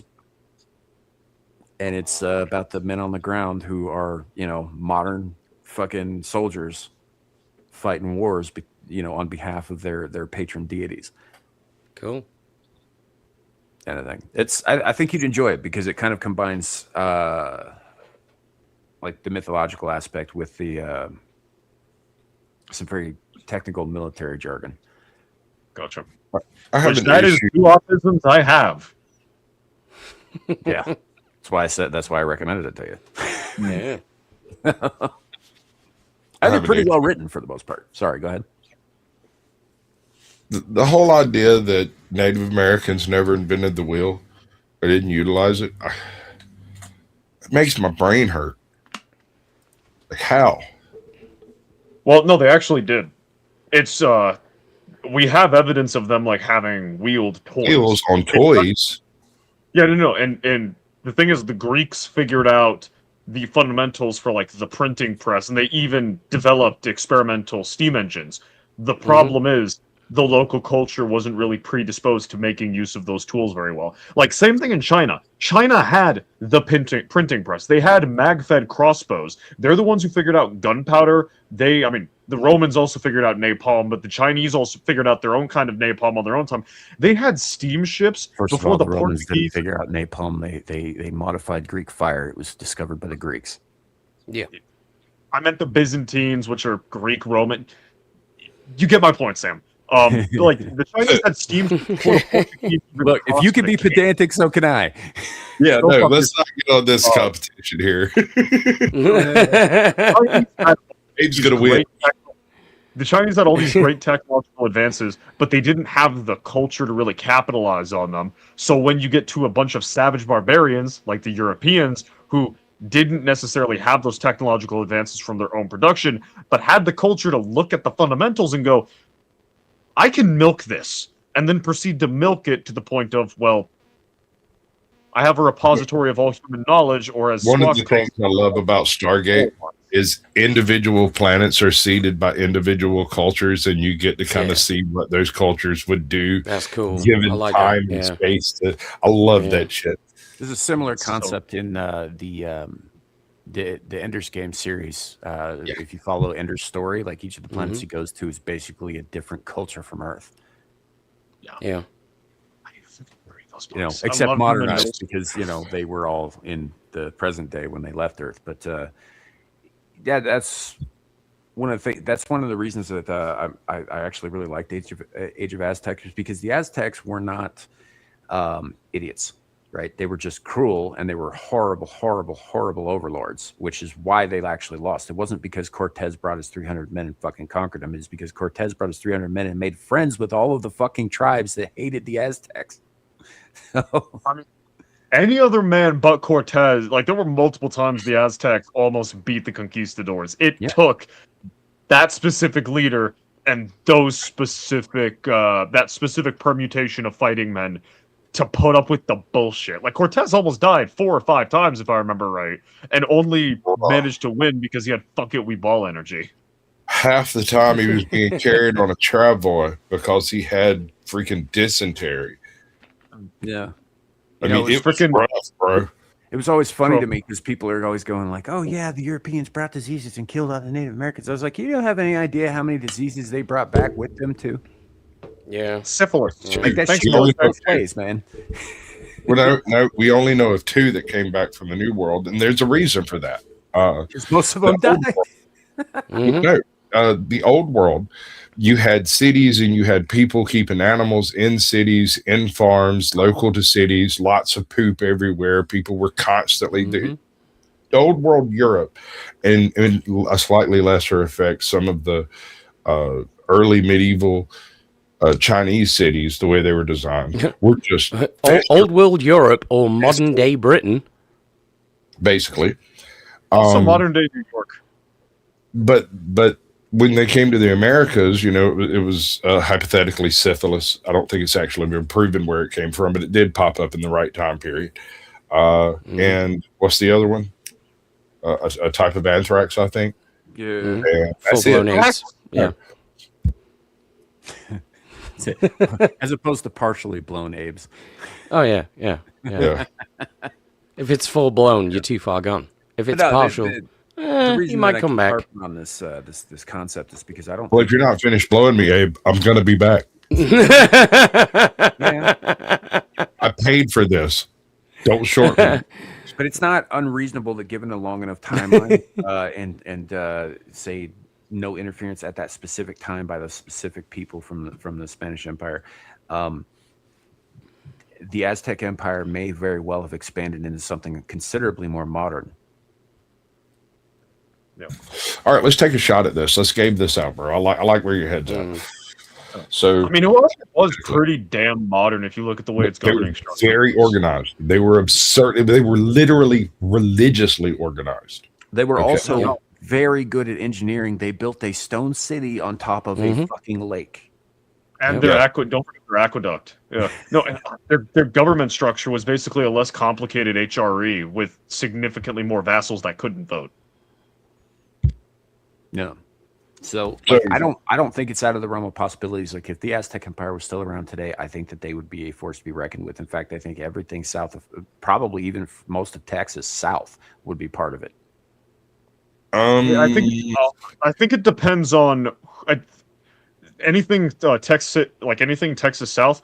I definitely think it depends on certain military campaigns and which leaders are available where. If they have a counter to Lee, Grant, or like some of the earlier commanders, then they absolutely. No, you've gone too far down the road. If the Aztec Empire was still extant when the Americans showed up, that would be a conversation. But it was eradicated by the Spanish conquistadors before America ever even was a breath on the wind. So whether or not they could deal with Santa Anna and all that is completely moot next to the idea of how would this culture advance into a more modern era. Right? They've got advanced engineering. They've got advanced mathematics. They've got advanced observational sciences. They probably had quite advanced alchemical studies as well, given the area that they lived in. I think one of the really funny things. This is a problem. The type of writing system they had was largely conceptual, and so trying to get really pictographic, wasn't it? Ideas. Yeah, it was entirely pictographic. Entirely. Exactly. So you're not talking about a word that means butterfly. It would be described more along the lines of the caterpillar house butterfly or the caterpillar house sparrow or something like that. A concept dependent on its context in which it's used. Right, which means you can't really do very advanced observational sciences and pass them on to future generations in any meaningful way. It sounds like assuming the language doesn't evolve, though, right? That's assuming that the language doesn't evolve. That was what I was getting at. Language has to evolve. Even if it didn't evolve too much, like, you know, if you go back even as far as 5,000 years ago in Egypt, the hieroglyphic way that they had of communicating, it was still able to communicate immensely complex ideas, provided you knew the context, right? And those were largely based around the different cities of learning that were teaching the different conceptual interpretations of those markings. And so someone from Thebes might misunderstand something written from Memphis. Also, with something like the Aztec Empire, they had a very different numbering system that Eurasia had. Eurasia had the incredible invention of zero. Zero. That alone revolutionized civilization. They didn't have that. Okay, so they'd have to invent zero. Shadoo, go ahead. Well, I mean, they could have. Go ahead, Shadoo. Yeah. Well, I mean, are we assuming like they never have European contact, or they managed to drive off the Spanish? Like, because that would, because if it's the case of, hey, we are assuming. No, it's just cut it down a little bit. We are assuming that when Montezuma met Cortez caught a violent illness, and him and all his men died, and were not interfered with at that point. Was able to take on some of the technologies from the invaders and actually adapt and proliferate into the future to a modern society. What would that take? So, like, they'd be inspired by the seafaring ships, you know, that were, you know, not something that they themselves used, right? But they would see this and they'd be like, okay, so these guys have some stuff that we can use. How can we adapt this to our civilization? And then they move forward. I mean, we have an example of that in history with first contact between the United States and Japan. Yeah. Actually. The exact same shit happened. I definitely think two things to be considered would be, first, the fact that the Aztecs had metallurgy. Like when Cortez like turned and went to the like his allies, they was like, hey, I need you guys to make me lances kind of like this, and they showed up with copper lances. So they had an idea of what metallurgy was. It just wasn't widely used due to a variety of factors. So they see, hey, yeah, well, it wasn't steel, but they had metal. They were doing basic metallurgy. They just hadn't progressed it very far for a variety of factors. So if they see, hey, this is metal, we could potentially get to this point. So there might be the desire to make metal things, which would start a level of discovery towards metallurgy, which might lead to other developments. And then the other big thing, well, yes, there are a lot of steps, but it might be a catalyst of, hey, this is a thing that can be done. Let's try. Like a lot of the things the Russians did in the Cold War was, hey, America has X. Can we get to X? And they would do a lot of scientific stuff they wouldn't have necessarily come up with on their own because they were chasing X. The other thing is the Spaniards were devout Catholics. They would have had a lot of Bibles. Bibles are written in a language. So the point that you guys were making about the linguistics, like not necessarily allowing for effective codification of language, if they have the Bibles and somehow some of the locals don't die, like Malinche doesn't die, or some of the other locals who've been taught Spanish that can read it to them, you might see either them start using Spanish for coding information, or they might adapt their own alphabet for the purposes of coding information in written form, which would remove that issue you were describing earlier. No, I think that's fair. I think they wouldn't just have access to Bibles either. They would also have access to whatever diaries these guys left behind, whatever journals, whatever handwritten materials. And even most of their Bibles would have been handwritten at the time. Well, Bibles are guaranteed. Each ship would have a blacksmith on board. And if one of these blacksmiths had taken the time to teach just one of the locals the basics of the trade, I don't think it would take but about 3 generations to go from knowing how to make basic steel to being able to compete with technological explosion. Yeah.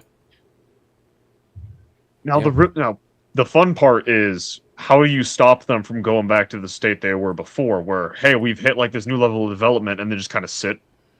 Because one of the problems that like the Aztec Empire ran into was expansion became, and this was the same problem the Romans had. Expansion became not really necessary or viable. They couldn't really go too much more north because northern Mexico's a fucking desert, and going south, sure we can, but we're getting enough slaves, we're getting enough maize, we're getting enough gold, we're getting enough jade. We don't really need to go further south. So you would need some reason for them to want to either go over the desert or go south. Here's the reason. It's the same reason that the Spanish showed up there, you know? Right. God. Yeah. That's all. Just curiosity. Is our gods are the biggest gods, are the best gods, are the strongest gods, and you will bow before those gods. I don't see the Aztec behaving any differently than the fucking conquistadors in that regard. And there is no chance for them to become stagnant because there are other conquistadors coming this way. They know this now, and they've seen the ships that they sail. And never underestimate the power of genius. There'll be some 10-year-old boy who looks at that ship and goes, I get it. And he'll be able to go and draw one on a wall and be like, this is how this works. So wouldn't that lead more to either a fortification of what they already have, which doesn't allow for the expansion outwards, or B, or B, a reprisal, which means instead of going up into North America and South America, they go into the Caribbean. Wait, hold on, but then naval power, and then they could just circumvent the desert and go to North America. Yeah, yeah. Once they manage to capture... does geography exist? Yeah. No, it's like, no, it was like my brain was thinking, you know, like going north, going south, boats. Okay, yeah, well, then we would be fighting the Spanish. Wait a minute, Florida's closer to Cuba than Spain is. Am I just being retarded? A little bit. You were thinking of Aztecs without any type of mechanization or modernization. They're just walking, right? Rome did it. It's not impossible. They crossed the deserts and seas too. Short on the desert. Is we are juxtaposing, call it mid 18th century technology directly over the Mesolithic technology that they had in situ. Right. They did have metallurgy. They did have various sciences they were working on. They didn't have a viable language for exchanging the information, and they didn't have a very good system for passing down this information in a useful manner. It became across as more of a spell to be cast than it was a scientific documentation. Right. I mean, essentially, if all they really had to do was adopt reading and writing on the level of the Spanish. You know, and I think the possibilities are pretty much endless. And as far as expansion goes, like, I mean, maybe they don't expand, right? Maybe they just continue to move forward into modernity where they are. They were already a pretty expansive empire at the time, right? Yeah. You know, so I think the only real rivals they had the local rivals that they had, and they ended up stomping them out too, effectively, were the Olmecs. Well, and that's why China didn't really advance the same way that Europeans did, where they had really cool technology every once in a while, but they never really used it to advance that much. Chinese culture and China as a whole, it kind of advanced. Europe wasn't really, under constant threat of fucking Mongol invasion either. That's true. China wasn't actually. What? China wasn't under constant threat of Mongol. Most of Europe. Okay, fair enough. Yeah, because for like the steppe tribes, they usually weren't in large enough. Like, sure, they would burn down a village, take out a city, maybe occupy a region for a bit, but it wasn't until the fuck moment. No, I get what you're saying. No, the Mongols weren't always under a Khan, but they were always fucking Mongols, dude. It doesn't take but a double handful to burn you. They weren't. They were they were a threat on the frontier, but China as a whole didn't have to adapt its entire society to dealing with a threat. Compare that to random German prince. They did adapt their entire society to that one threat. That's what the fucking wall was for. The guy who built the wall is the guy who united all of China under one emperor, specifically and do you know what they combat the Mongol threat. You know what the Mongols did? They just went round the wall. Of course they did. But the thing that he did that was revolutionary to other chieftains, he instituted the very first mandatory standing military made by every fighting age man from 14 to 60. And they all helped build the wall. They all helped feed the troops. They all did all of it all the time. Yep. And their culture and society basically stayed the same until the Europeans showed up and fucked everything up for them. Stagnation and prosperity is not rebellion, but yeah. Stagnation and prosperity isn't a good thing for a society's development. You might get cool technology out of it, but you won't really apply it to anything. The reason why the Europeans were so dominant is the fact they were constantly facing conflict. So I think one of the best examples of this, Shadoo, is the use of gunpowder, invented in China, only efficiently utilized by Europeans. And not just gun. There's a book which I'm loath to recommend because I know that the person who authored it is a fucking absolute leftist retard, Jared Diamond, and it's called Guns, Germs, and Steel. Yes. The three main reasons why Europeans came to dominate the world. But it sort of conveniently sidesteps some things that aren't as easily explained. So the Chinese had gunpowder. Sure. They had grenades. Sure. Did they have European steel? No. They didn't have European manufacturing. No. They didn't have European ingenuity for war. Yeah. Yes. Because they didn't need it. Because the Europeans were constantly killing each other, or killing Arabs, or killing Finns, or killing Englishmen, or they were never having. Whereas the Chinese just kind of sat there and just vibed. Which, if the Aztecs don't have if the Aztecs don't have I want history books from henceforth to describe the Chinese. It's vibing. After the Qin dynasty, they were just vibing. Pretty much. Yeah. They had a few sucky. They had to get sucky at a couple times, but usually they were just vibing. See, the thing about ancestor worship is it creates extremely stagnant societies that change very slowly because people try to emulate their grandfather, great-grandfather, or whatever. And so the new ideas are just not taken on board seriously until a need arises. White folks showing up generally tends to jumpstart the local economy around the warfare options. Well, it doesn't even need to be just ancestor worship. Like if you look at the Japanese with their heavy focus and heavy emphasis on face, where hey, I've got this cool idea, but it would break face for me to suggest it or try to implement it. Dishonorable. Yeah, exactly. It would be dishonorable. And now, granted, dishonor can be a good thing if people are dying, but if my suggestion is just, hey, this would make our lives better, I'm violating face, therefore I am a failure, my family are a failure, I have insulted everyone, and I would have to kill myself, so I'm just going to keep that to myself. I think you inadvertently highlighted something that's actually kind of important to take into consideration here, too, and that is unique cultural identifiers like face, which is uniquely Japanese. A concept similar to that exists in most of Asia, but the what you're talking about with the adherence to honor to a suicidal degree is uniquely Japanese, right? Yep. And I think the Aztecs are not Japanese. They're not going to have that same issue. They every culture views honor differently, right? They absolutely do. Aztecs. And the Aztecs. Sorry, Sam or Squatch.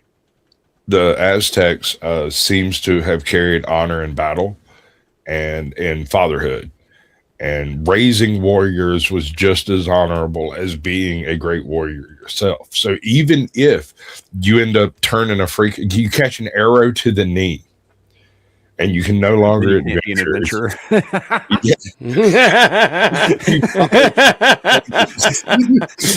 you are as a great ancestor because you may well have created the next dynasty by creating 5 warriors. Yeah.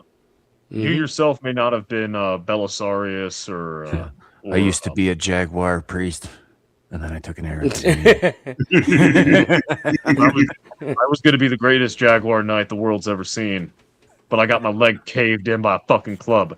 So my son did it instead, and I get all the they had credit. arrows. They had arrows. They had arrows. You take an Right, arrow. but mine is more bloody and visceral. As a matter of fact, unique. they had I can't get sued by Bethesda. They had basketball, man. Well, that's the other thing. It was kind of basketball, kind of soccer, kind of human sacrifice. Soccer-ish. Yeah, but yeah, just any excuse to kick around a human Actually, the best analogy I've found as far as rules is lacrosse. Yeah, that checks out. Yeah, as far as actual rules go, yeah. Hold on, that's the game that like you used your hips to like bounce things with. No, right? you use your hips, your knees, your elbows, anything but your hands and your Okay. head. Well, I think that might explain certain reasons why people like Latinas then.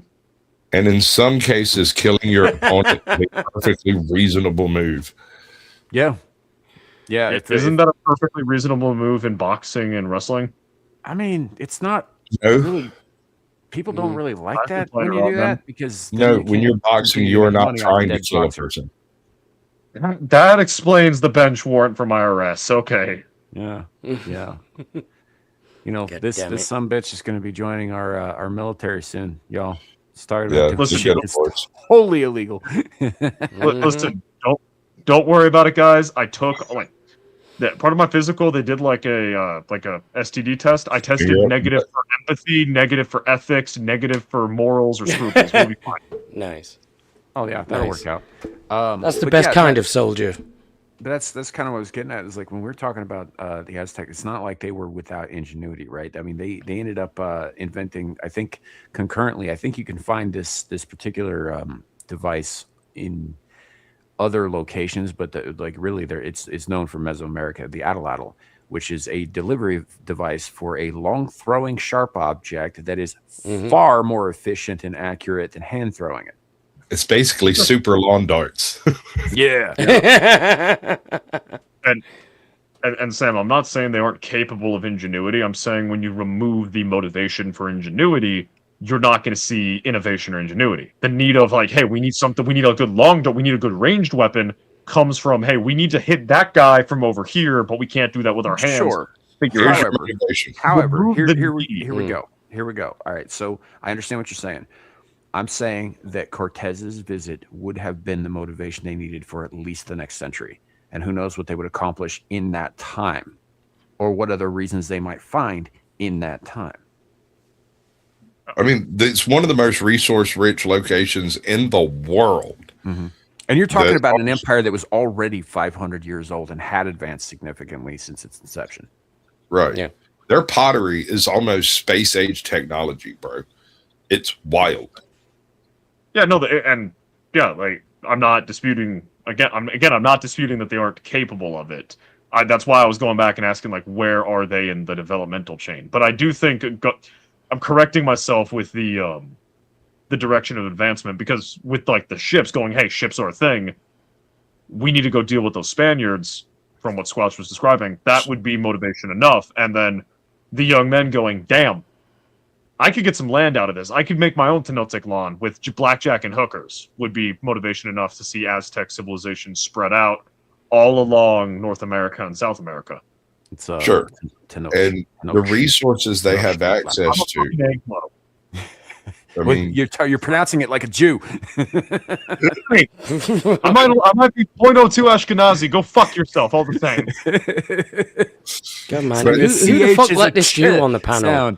It's not a Jew, that's not even really they will never do a fucking genetic test. They will never. Have you ever seen the Amazon rainforest on TV? Mm-hmm. Yeah. That's the reason Cortez burned his ships. He looked and went, yeah, we'll be able to build some more ships. So let's say the Aztec take a look at those ships and they go, they need oars. Because we got a bunch of people, right? Yeah. And they took equivalent technology. They straight up jacked a handful of blacksmiths and a handful of weavers and whatnot. And they come back at Spain with the equivalent technology in 100 years. Yeah. Guys, no, first of all, it's partially Ashkenazi, so that's not even a real Jew. It's from my mom's side, which is largely Irish, which is the bigger problem. and I'm a fucking dirty yank mutt. So does it really matter? All right, who the fuck let this Kazarian on the stream? All I was saying Not was a fucking the step-tribe pronunciation. bastard. Linguistically, You can call me many things. Do not call me an anti-civilizational horse fucking sound, not a step-tribe. sound. That's all I was getting at. I'm not sure. To this special episode of Trigonometry. Yeah, right. how have I becoming angry? This has nothing to do with me.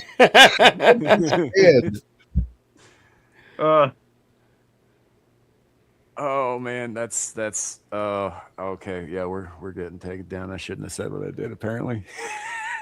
I am mostly fucking Celt. Dude. Yep. Oh. Damn. It's okay, dude. He's only 51% gay. Move Abe over so you can be a little closer to that comment. How's that? Yeah. I mean, aside from the married thing, don't fuck with married people. But yeah, plus it's a dude, so yeah. Yeah, but he's only 51% gay, and you're that 1%. You're the that's you. Yeah, you're the one. I have said this on many occasions. I fucking hate this panel. I especially hate that shit. Just so you know, it's got one brain cell. Chat has one brain cell, and it exists to piss me off. He is a black Inuit basket weaving underwater paraplegic Jew who hell yeah, he's only 1% gay. Did I get that right, dude, or do you want to type it in chat? Yeah, he's that 1%. I know, dude. I saw the sparkling eye. It's pretty legit. Yeah. I fucking hate all of you. Oh man, this is good. Dude, we only got a couple weeks left with you, man. It's okay. We're just gonna shop you around like a cheap hooker. Oh, it gets worse. It gets worse. 10th man.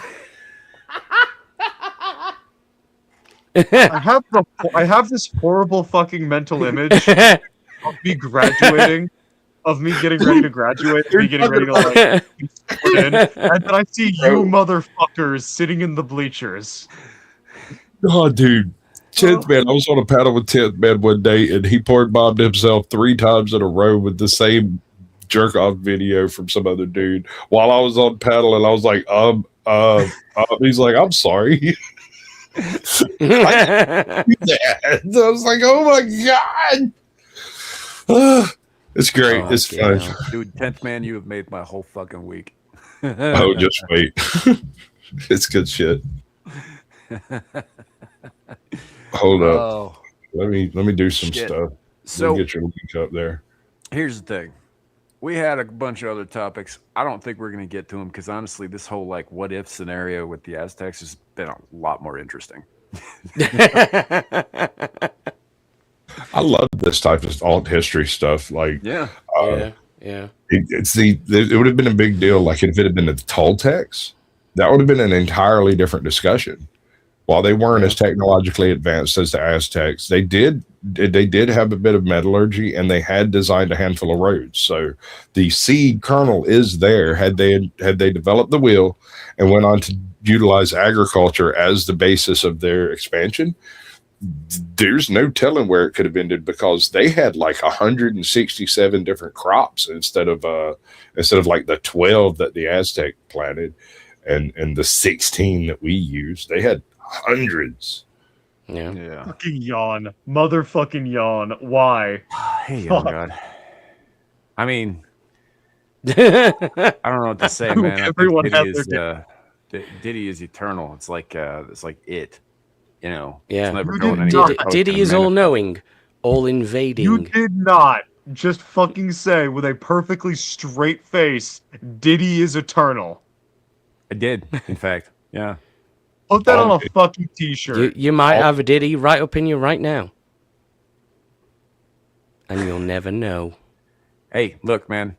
I'm just saying, somewhere down the line in some other world and time and place, somebody's going to be like, ain't no party like a Diddy party.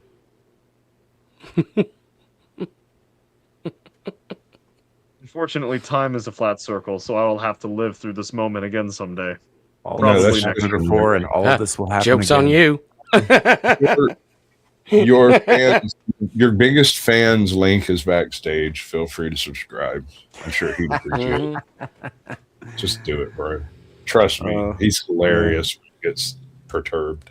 Oh, damn. I can see that. I can see that he's hilarious. That is fucked. I'm just saying, bro. It's terrible. You'll have For a- the record, I'm gonna YouTube say- I'm gonna algorithms, say- we are just joking. Just Did putting he that done out did there. it? What I'm gonna say, this is not the first time that I've been like those kinds of comments have been directed at me. This is the first time it's happened in the YouTube space. It's not and the it's first not time by he's one been of these diddied. fuckers, so it's This guy right here. He's 1.62K. Okay. Yeah, no, he's just some guy. He's just a dude. Just, that is not what I fucking said, Andy. Go fuck yourself. All right, so we might bring that up in a second. I don't know. I like I said, the whole Aztec thing, and then we got sidetracked with 10th man diddying our soon-to-be young officer. But that whole supposition, the idea that if things had gone slightly differently, if Cortez had not won out, we might see a very different world today, or at least this part of it. And I don't know how different. I mean, look, advancement tends to happen along parallel lines, right? Yeah. So, eventually Aztecs, if they had continued developing and not stagnated and decayed like all empires inevitably do, I don't know, they might have evolved into something that more resembles the society that we have today, or at least a society that exists today. Somewhere that's not, in With more Yeah, murder, the- here in of course. Africa. Yeah, there'd be more On the cultural murder artifacts, but yeah. Here's a hypothetical. Let me run this one by you. Oh, The slave trade has nothing to do with labor. It is merely for sacrifices. The entire Atlantic slave trade, rather than being the sugar cane and all of that, that's true too. But it's for sacrifices, Aztec sacrifices. Yeah. Was it? fucking hell, that'd be a 10 times bleaker world. Say that again, Shadow. Sam, this was a question for you, Sam, because I never really thought about it. Like, do they specifically need to be like war slaves, or could you literally just buy slaves for the sacrifices? Like, are the gods? No, dude, the gods- the gods aren't that No, picky. they- They just care about the human blood spilled. That's it. That's all they And care also, about. So you most could of the be people who a slave, died were volunteers. but a lot of them were volunteers. And if they didn't have enough people to sacrifice from like their conquering or whatever, they needed a certain quota, right? Yeah. People, their own people, high rank, low rank, whatever caste, would fucking volunteer to be sacrificed, like willingly, and shit like that. The gods did not care who the sacrifices were. It was like one of the highest honors of their civilization. Africa would be depopulated in a couple fucking decades. Holy fuck! Well, I'd give it 5 years. I think they'd have to fight the Dahomes over it, but yeah. The Dahomey wouldn't care. The Dahomey would be like, "Yo, these guys are consistent customers every month, every year, like fucking Right, clockwork." but the Dahomes They were show up also with into gold. human sacrifice. They needed some for their own reserves. No, there's some. They're they'll just start breeding them in the fucking slave pits. That's fine. So Probably. They'll go raid India. They'll just go raid India. Maybe. it sounds like Jesuit propaganda. There are no Jesuits here. Sam's a pagan that hates everything. Squatch is questionable. Abe is an atheist, and I'm a Christian supremacist. There's no Jesuits here. Actually, I'm a Power Ranger. Fuck you. He is a Power Yes. Ranger. In fact, Yes, he's you're the an Green atheist. Ranger. You know, Still an all atheist. evil I and believe in shit the power of becomes the White Zordon. Ranger. He is not a spiritual entity. He's not a spiritual entity, so therefore atheist. Look, I get my powers from the morphing grid. It's technology, and it's kind of mystical. Don't ask about it. Yeah, Atheist. not necessarily. You No. don't know that. You don't No. know who he prays to when he goes home and he takes off his fucking helmet. Mm-hmm. Never assume Okay. that because somebody doesn't adhere to one of the main religions that they're an atheist. Never assume that. Let's try Oh, I this know. one. You taught me that. I still think Abe's an atheist because I'm pretty sure he said it before. I think. Let's try this one. Handful of blacksmiths and some Jesuit priests survive. That's the religion they go with.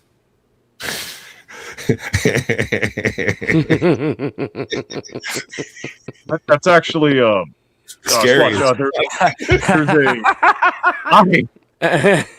gonna ignore that. I'm gonna fucking ignore that and talk to Squatch. Squatch, are you familiar with the YouTube channel Alternate History Hub? Yeah. I love that shit.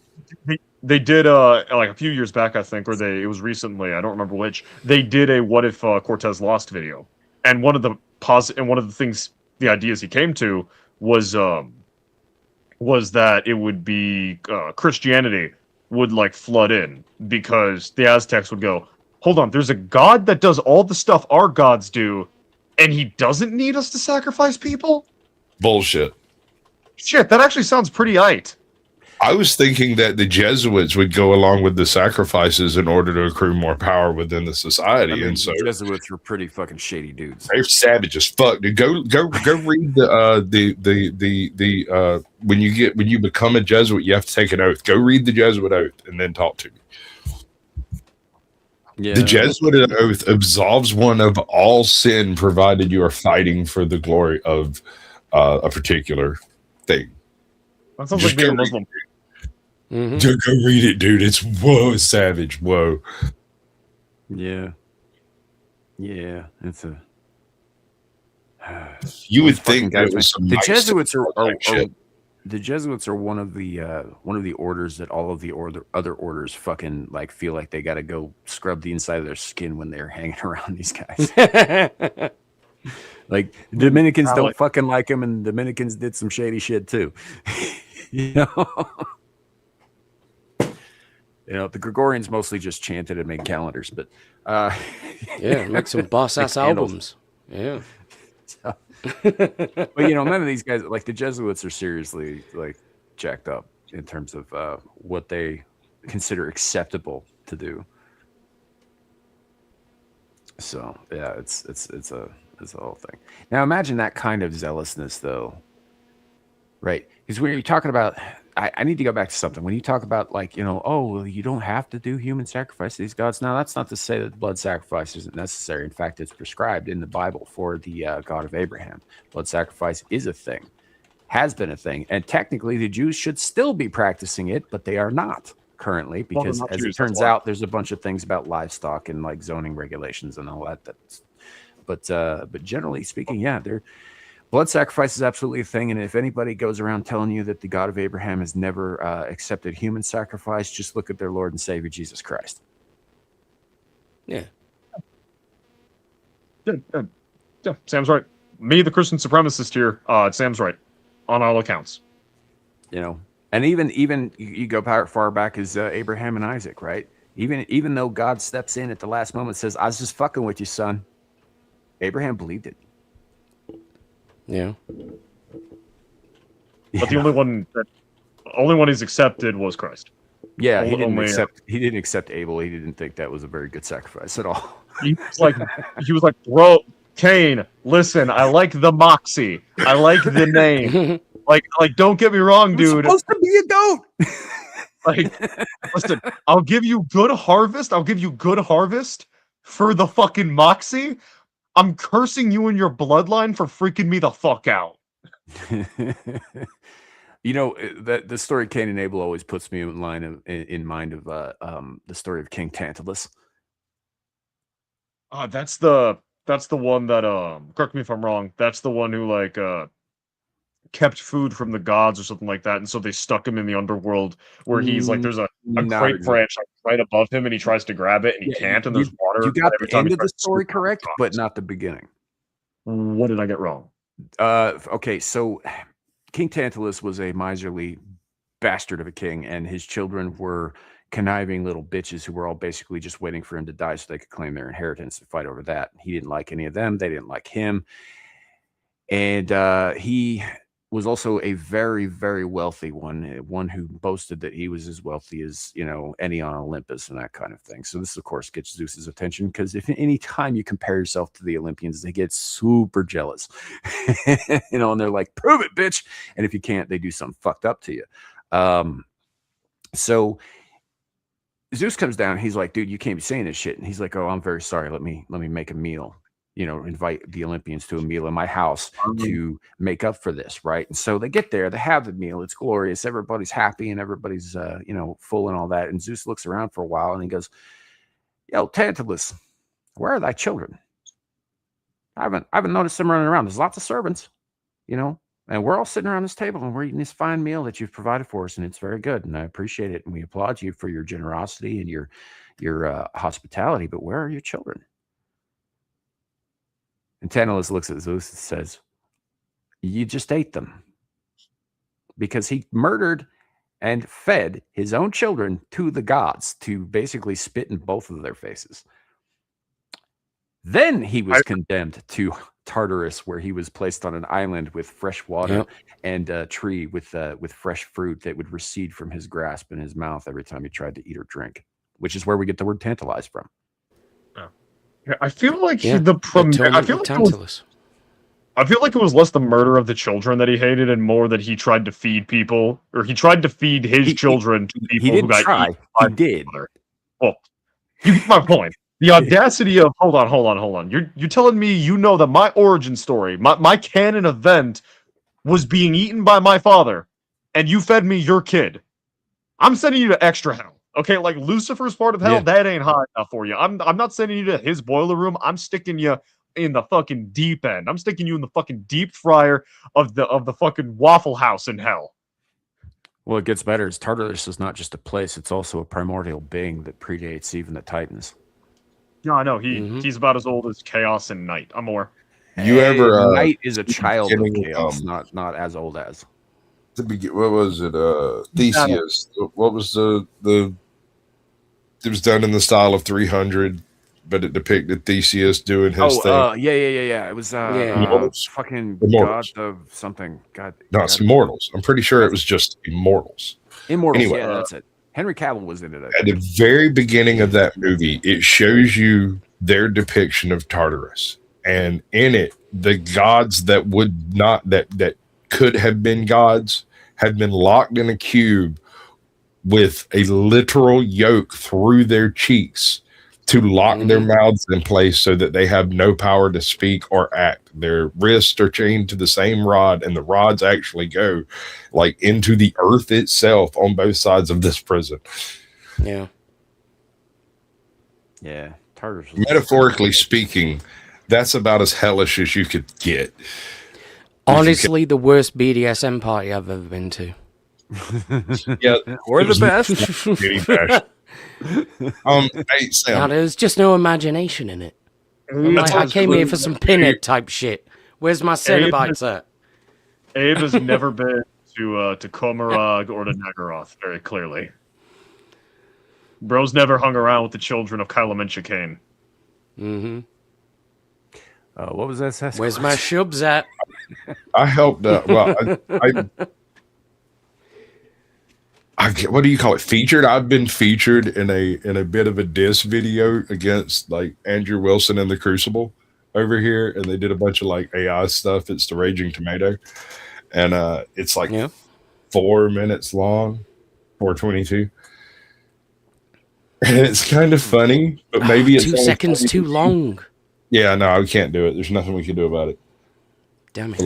Lost thing. How did you get roped up into a hit piece on Andrew Wilson? Because I'm producer for several different people on YouTube, and it just sort of happened. I had this idea. We were live and having a conversation. She had a Crucible jacket, and I was like, it should happen, right? You should do like a photo shoot with the Crucible jacket, like the naughty pictures that got that nice young lady kicked out of college. Real quick, welcome in the dumbfounded dipshits. Is that a Tool reference? It sounds like it could be. Yeah, I'm pretty sure it is. Anyway. Nice. Greetings. Yeah, no, he's Sasquatch is considerably more connected than some of us. Yeah. I just don't advertise it a whole lot. You know, like if somebody wants, if they want you to know that I'm a part of their channel, they'll fucking tell you. Mm-hmm. It's not really my job to do so. Yeah, no, I mean, I knew that you. Yeah, because I know you're like you've got your hand in many, your fingers in many pies, and like a lot bigger than way bigger than way bigger than the rest of us. I didn't realize like you were like walking that kind of circle shit. I didn't realize that far. I prefer production value over actual content creation. I think y'all are responsible for the content. I'm just here to make it look good. Yeah, I mean, we could honestly change 6 degrees from Kevin Bacon to 6 degrees from Sasquatch if we really wanted to, and play it with YouTubers these days. Just to an extent, he's not wrong. To an extent, yeah, same here. Yeah, I mean, I haven't made any content in like 5 months, so I'm kind of failing you right now, man. I'm not gonna lie. Yeah, but I mean, like take Andrew Wilson. You mentioned it, the whole Andrew Wilson thing. So Piers, whatever the fuck his name is. I keep wanting to say Anthony. That's not Anthony. It's not Anthony. The British fucking guy who talks too much. Morgan. Piers Morgan, the cunt. Piers Morgan, allegedly. King of all cunts. I don't care that he's a cuck. I really don't. That sounds like a personal fucking allegedly. Off topic. I do think it's kind of fucked up that he went after a professed devout Catholic for being a virgin when he's not married. But whatever. Yeah, it's ridiculous. You know, the whole thing was ridiculous. I don't like Fuentes either. But like, he doesn't have to make the argument that I'm a virgin because he's a fucking Catholic. Like it's fine. It's whatever. You know, I'll never say this ever again, but in Piers Morgan's defense, I tweeted at him, right? And I haven't been blocked yet. Oh, this is a big up. I'm actually impressed. That's not a high bar. However, I'm probably going to get fucking coppers at my door at some point. Yeah, well, you know. Because he's a total twat. Yeah. So, anyway, he's a total twat. He's probably going to complain about it. To get back to what I was saying, this was a whole tangent here. So Piers Morgan has Andrew on regularly, right? Andrew was also featured on Raging Tomato regularly. Sasquatch does production work and is occasionally a guest on Raging Tomato. Okay. I didn't know that. Because I knew that Squatch worked with Raging Tomato. I didn't know that she got... that Andrew Wilson showed up over there.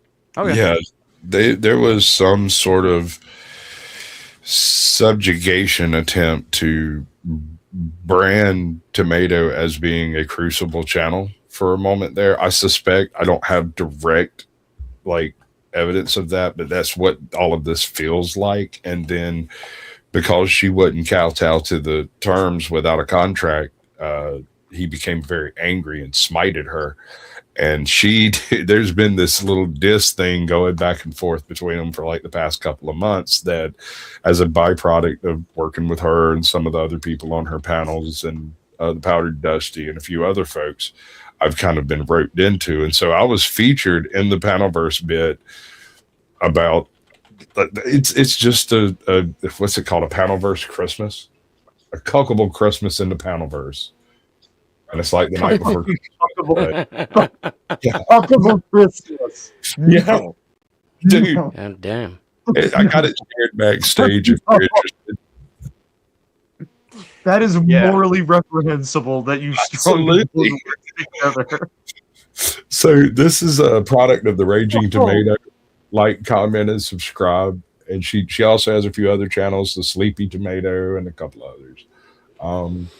But that's such an accurate representation right here to Wilson's house. Like, because the dude makes bank. He does. I can't fault him for that. He makes bank, and the rest of the Panelverse are a bunch of poor ass fucking motherfuckers. You're making meth in a shed somewhere. I put my socks in your dryer. The fucking mailbox as well. Will Slusons.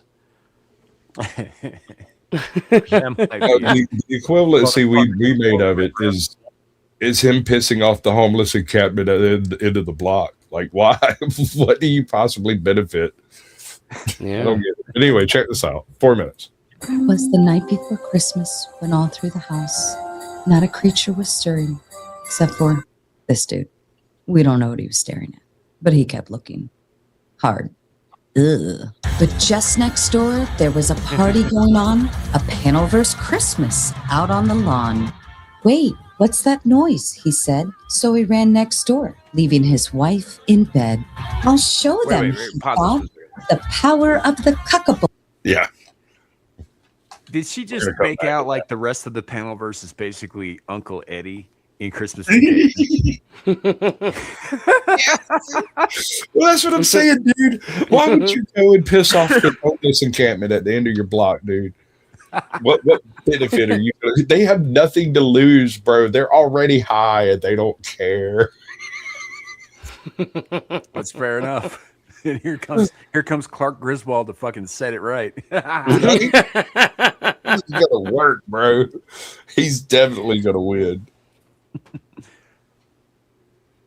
Holy shit. This is my shot. He ran so fast, then he bumped his head. Now visions of the Panelverse danced in his head.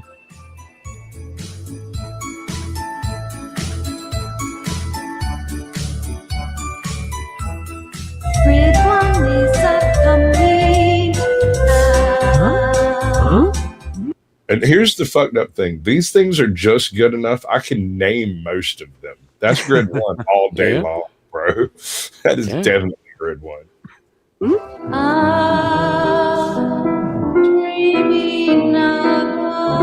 does the middle one look like Tectone on that first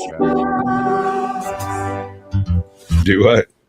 Like when it transitioned from the elves to the thuggery in the background, the middle one looked just like fucking Tectone for some reason.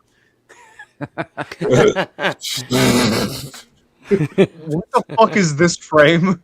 Just let it go, bro. I can't explain all the lore. It's fine. It's fine. Why is there a dude wearing a gimp mask in the middle dressed as a reindeer with a dude in reindeer pajamas and a fucking anthro reindeer being shot at by a Vietnam War vet? Just let it happen, bro. Why not? The brown-nosed reindeer, not to kiss a lot of ass. It's the...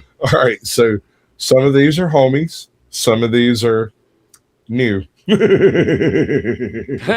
they're homies in the future, though. Yep. Trippy Cast, Angry Hornet. I can't remember that dude's name. That's Adonis Paul and Rude Mud Crab. Wonderful troll of the year. I'm not Indian. I'm not Indian. Last Christmas, I gave you duppies. The very next day, you threw them away. This year, to save me from tears. Like, I'm totally going to give them to someone better. Duh.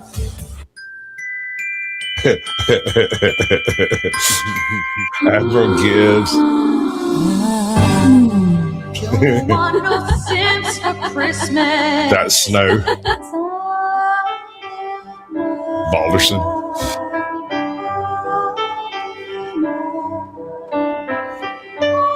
Nightish in the major. Like the trail to the world, because the Lord, he has come. The machine lies. Your locksmith Jeremy and Robbie Noor. No, actually, that's locksmith Jeremy. You'll know me.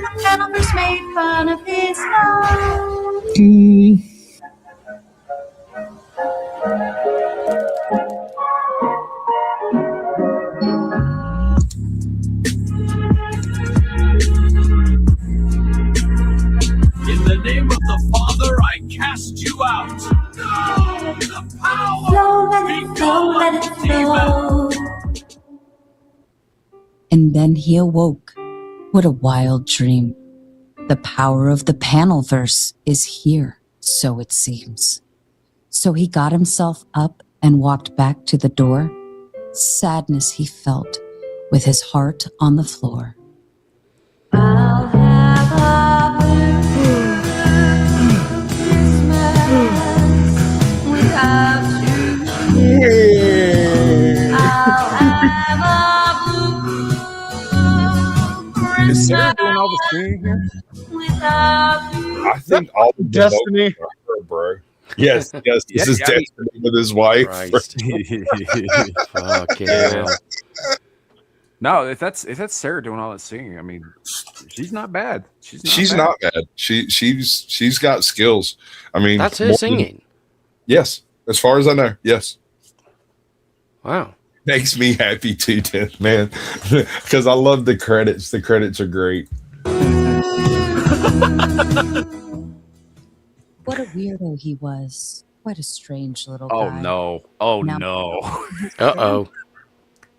Maybe he's bi.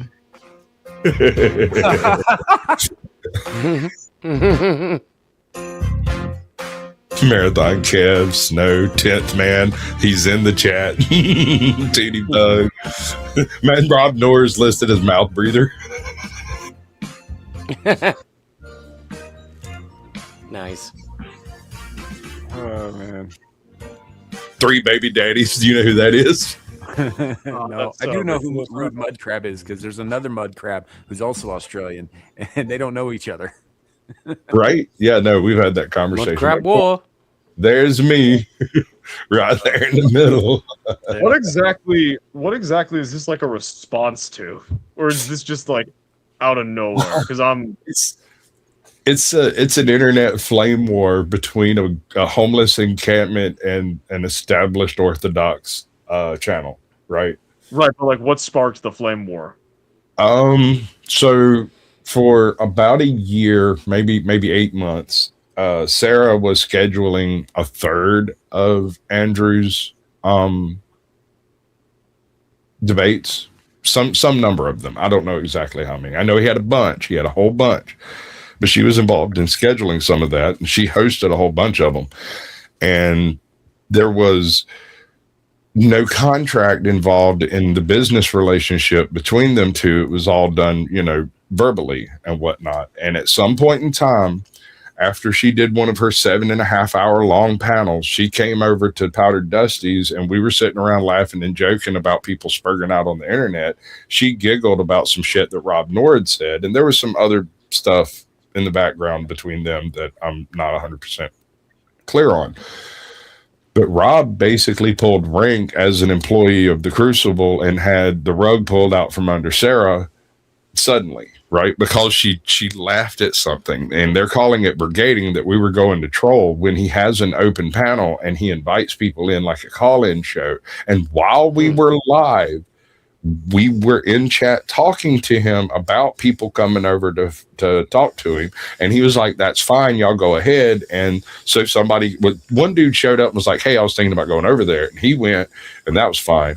And the next guy went and was basically just kind of dumb. And then the next guy went and asked some legitimate questions. And later, like 3 or 4 days later, Rob decides that was a trolling brigade and that we have to be put in our place. And so Andrew does this long emotional video about the power of the Crucible, and Sarah lost around 2,000 subscribers in like 2.5, 3 hours, right? Like, it really kind of put a hitch in her giddy up on her channel. But ultimately, the separation of her from the Crucible as an organization, I think, will benefit her in the long run, provided she can actually dissociate herself from that type of stuff, right? Yeah, I'd agree with you on that. I think the further from fucking Andrew Wilson's brigade, the better, personally, because I think he's an asshole. Yeah, well, I mean, here's the thing.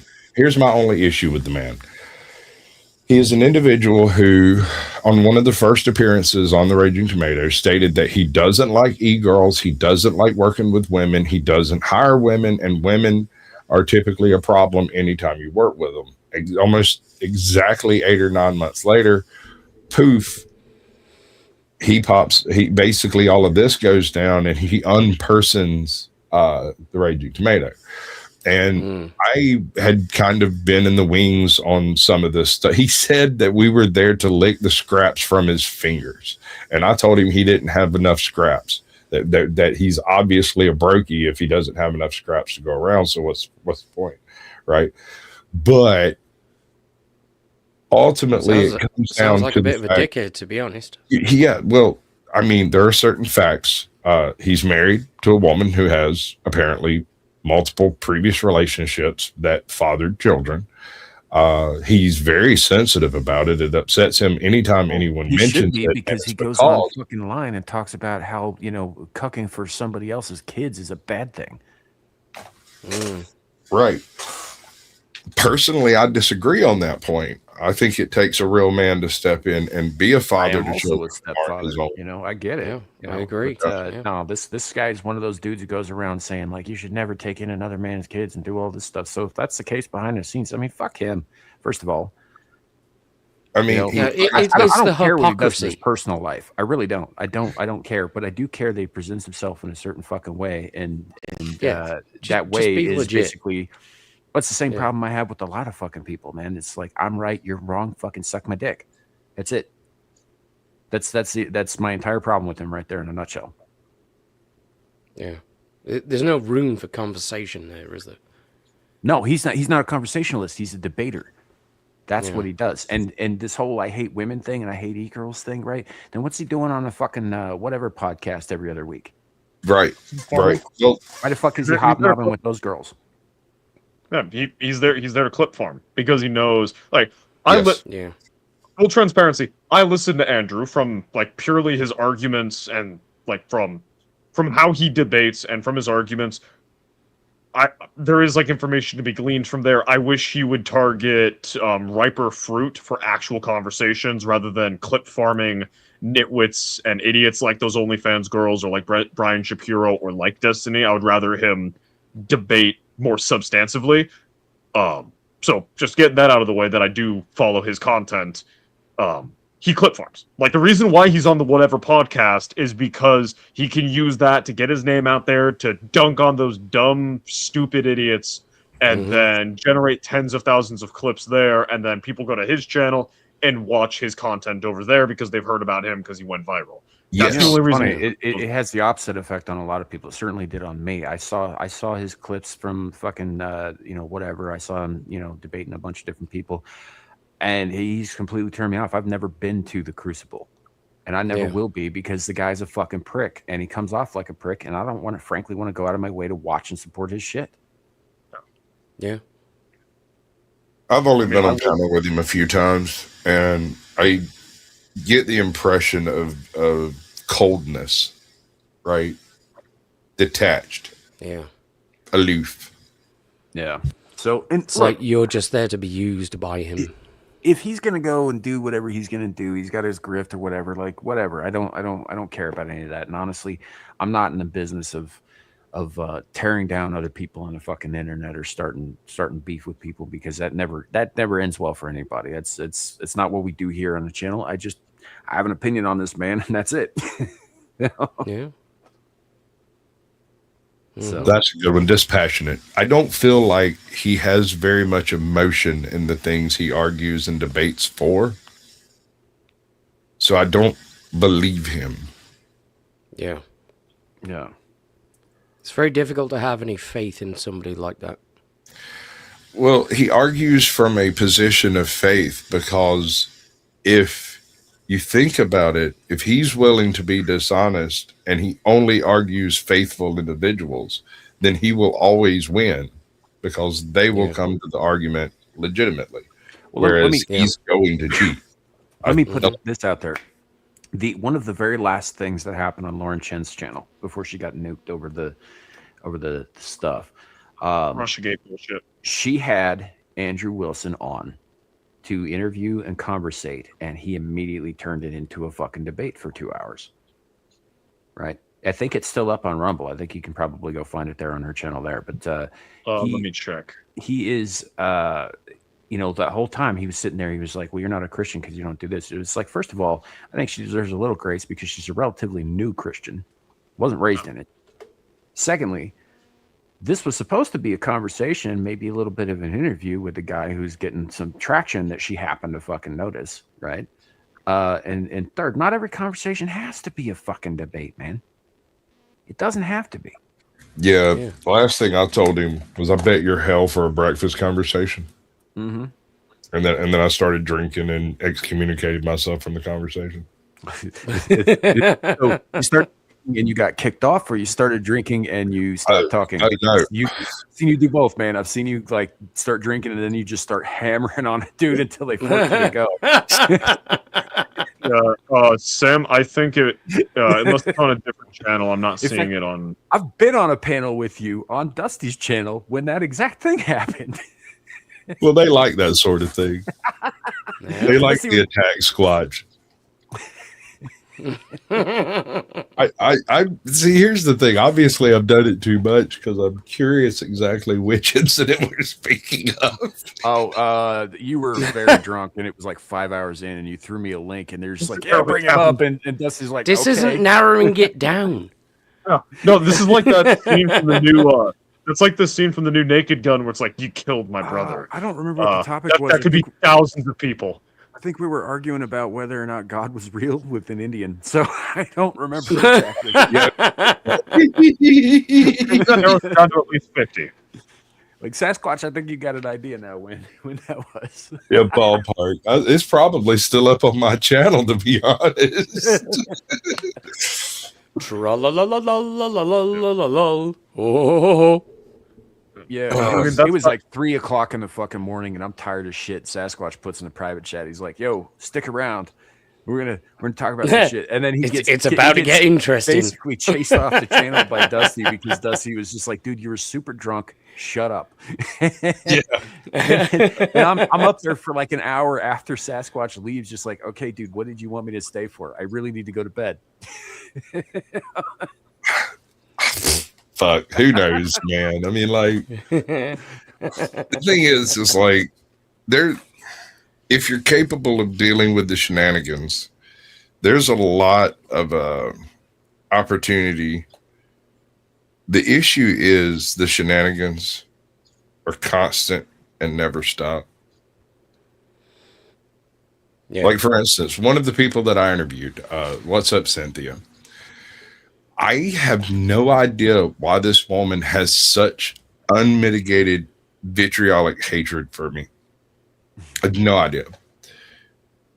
I did the same thing with her that I've done with Sam, that I did with Dusty, that I did with everybody else. We had the conversation about the things that YouTube's looking for. What's up, lawyer chick? Welcome in. And she took almost everything I said as being a troll, instead of being, like constructively critical of the things that were taking place. But, I got no hate for nobody, man. I really don't. I'd have to care for this. Except the French. I mean, are they really people, though? That is a very dangerous line of logic, Sam. You don't want us answering that. I don't know. I'm kind of thinking touche. I mean, I'm asking a couple of Americans and a Brit what they think of the French as people, but it is what it is. If we can quibble about the definition of personhood versus non-personhood due to nationality and genetic lineage, could I not then turn around and say that certain despicable acts were entirely based and justified? I don't know, mate. I just looked up personhood in the dictionary. It just said anybody who isn't French. It's finally a definition I can get behind. Right? Yeah. I'll take the fucking cannibals in the Pacific Southwest. Right. Over a Frenchman lands on the shores and they're like, ew. Because look, they might eat you. They might eat you, but they won't say it in a snooty voice like hee ha ha ha, fuck you. Anyway. It's the only part of the Little Mermaid I like is the chef, and he's super fucking French. Come on, dude. Come on. The utter masculinity that is French actor. Listen, the utter masculinity that is a half-beaten, half-dead man piloting a sunken ship into the gut of a giant tentacle monster. That's not hype to you. That's not a little bit hype. That's not a little bit awesome. I'm making crazy eye contact right now. I know you can't say no. No, I can absolutely say no. That movie sucks. I'm not defending the merits of the movie, Sam. I'm asking about the specific scene. Don't deflect. Look, I don't know, man. That eye monster. Ursula that eye is contact just kind is of some a Dharma fucking type mutant shit. mermaid. I know you said you don't like point scoring. I'm scoring a point right now. I win. No, you don't. You don't win anything. There's no points. Yes, I do. No points to score. I just won. And either way, you have to the sleep score is sometime. 1-0. Right? And, I win. My tentacles are far-reaching. Yeah. Not far enough. They can't get to me in Texas. Up your ass, sunshine. I've been around a long time, boy. I know a lot of people in a lot of places. You very sure about that? See, my realization of is within the next couple of weeks, I will be in your neck of the woods. So I probably should be nicer to you. Anywho, no, YouTube, again, not actually threatening the kid. I'm just having a little fun with him. He's doing it in Minecraft. It's Minecraft. It's all going to be in Roblox. Honestly, I wouldn't threaten him anyway. If I was going to do something to him, I would never tell him first. Thank you? Question?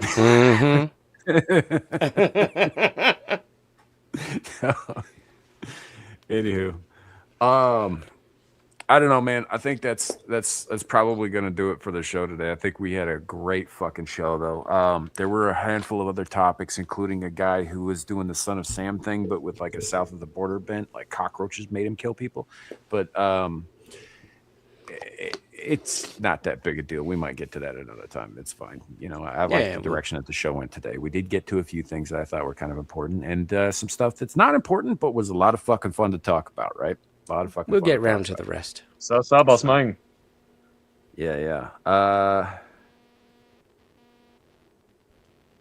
Okay, Sasquatch is he'll be. Oh, he's running there. Oh, he's back. Okay, we're closing out. Yeah. All right. Tomorrow, the Blast Radius, we're discussing John Cena's exit of the WW, whatever the hell's going on over there. I don't care. John Cena, greatest of all time. He's the greatest of all time, and he's leaving. Tuesday, the Naughty Corner with AJOT. We're going to look at some terrible shit happening to some terrible people, and some terrible shit happening to some good people, and terrible people doing terrible shit, and that's generally it. And my next planned thing is next week here, if Sam has me. I know I might have worn out my welcome. Not yet, surprisingly. You know, he still lets me in. Like, he still leaves the door open for me, so you're fine. Yeah, that's true. Either way, yeah, he'll probably be back here next week as long as I'm back here next week. So, which I'm planning on. I'm planning on it, but you never know. I could step out the door after the show is over to go have a cigarette, slip on the ice, crack my skull open, bleed out on the sidewalk, and you never hear from me again. It could happen. Right. I hope it doesn't, but it might. So you never know. If there are no more shows, something like that probably did occur. Abe, what do you got coming up? Oh, the usual stuff. Just find me everywhere. Abe's going to get you. Check out my X. It's probably going to be the easiest place to find out what I'm doing. But, you know, Jack and Abe Show, Hump Day Chinwag, D Shows with Sam. Yeah.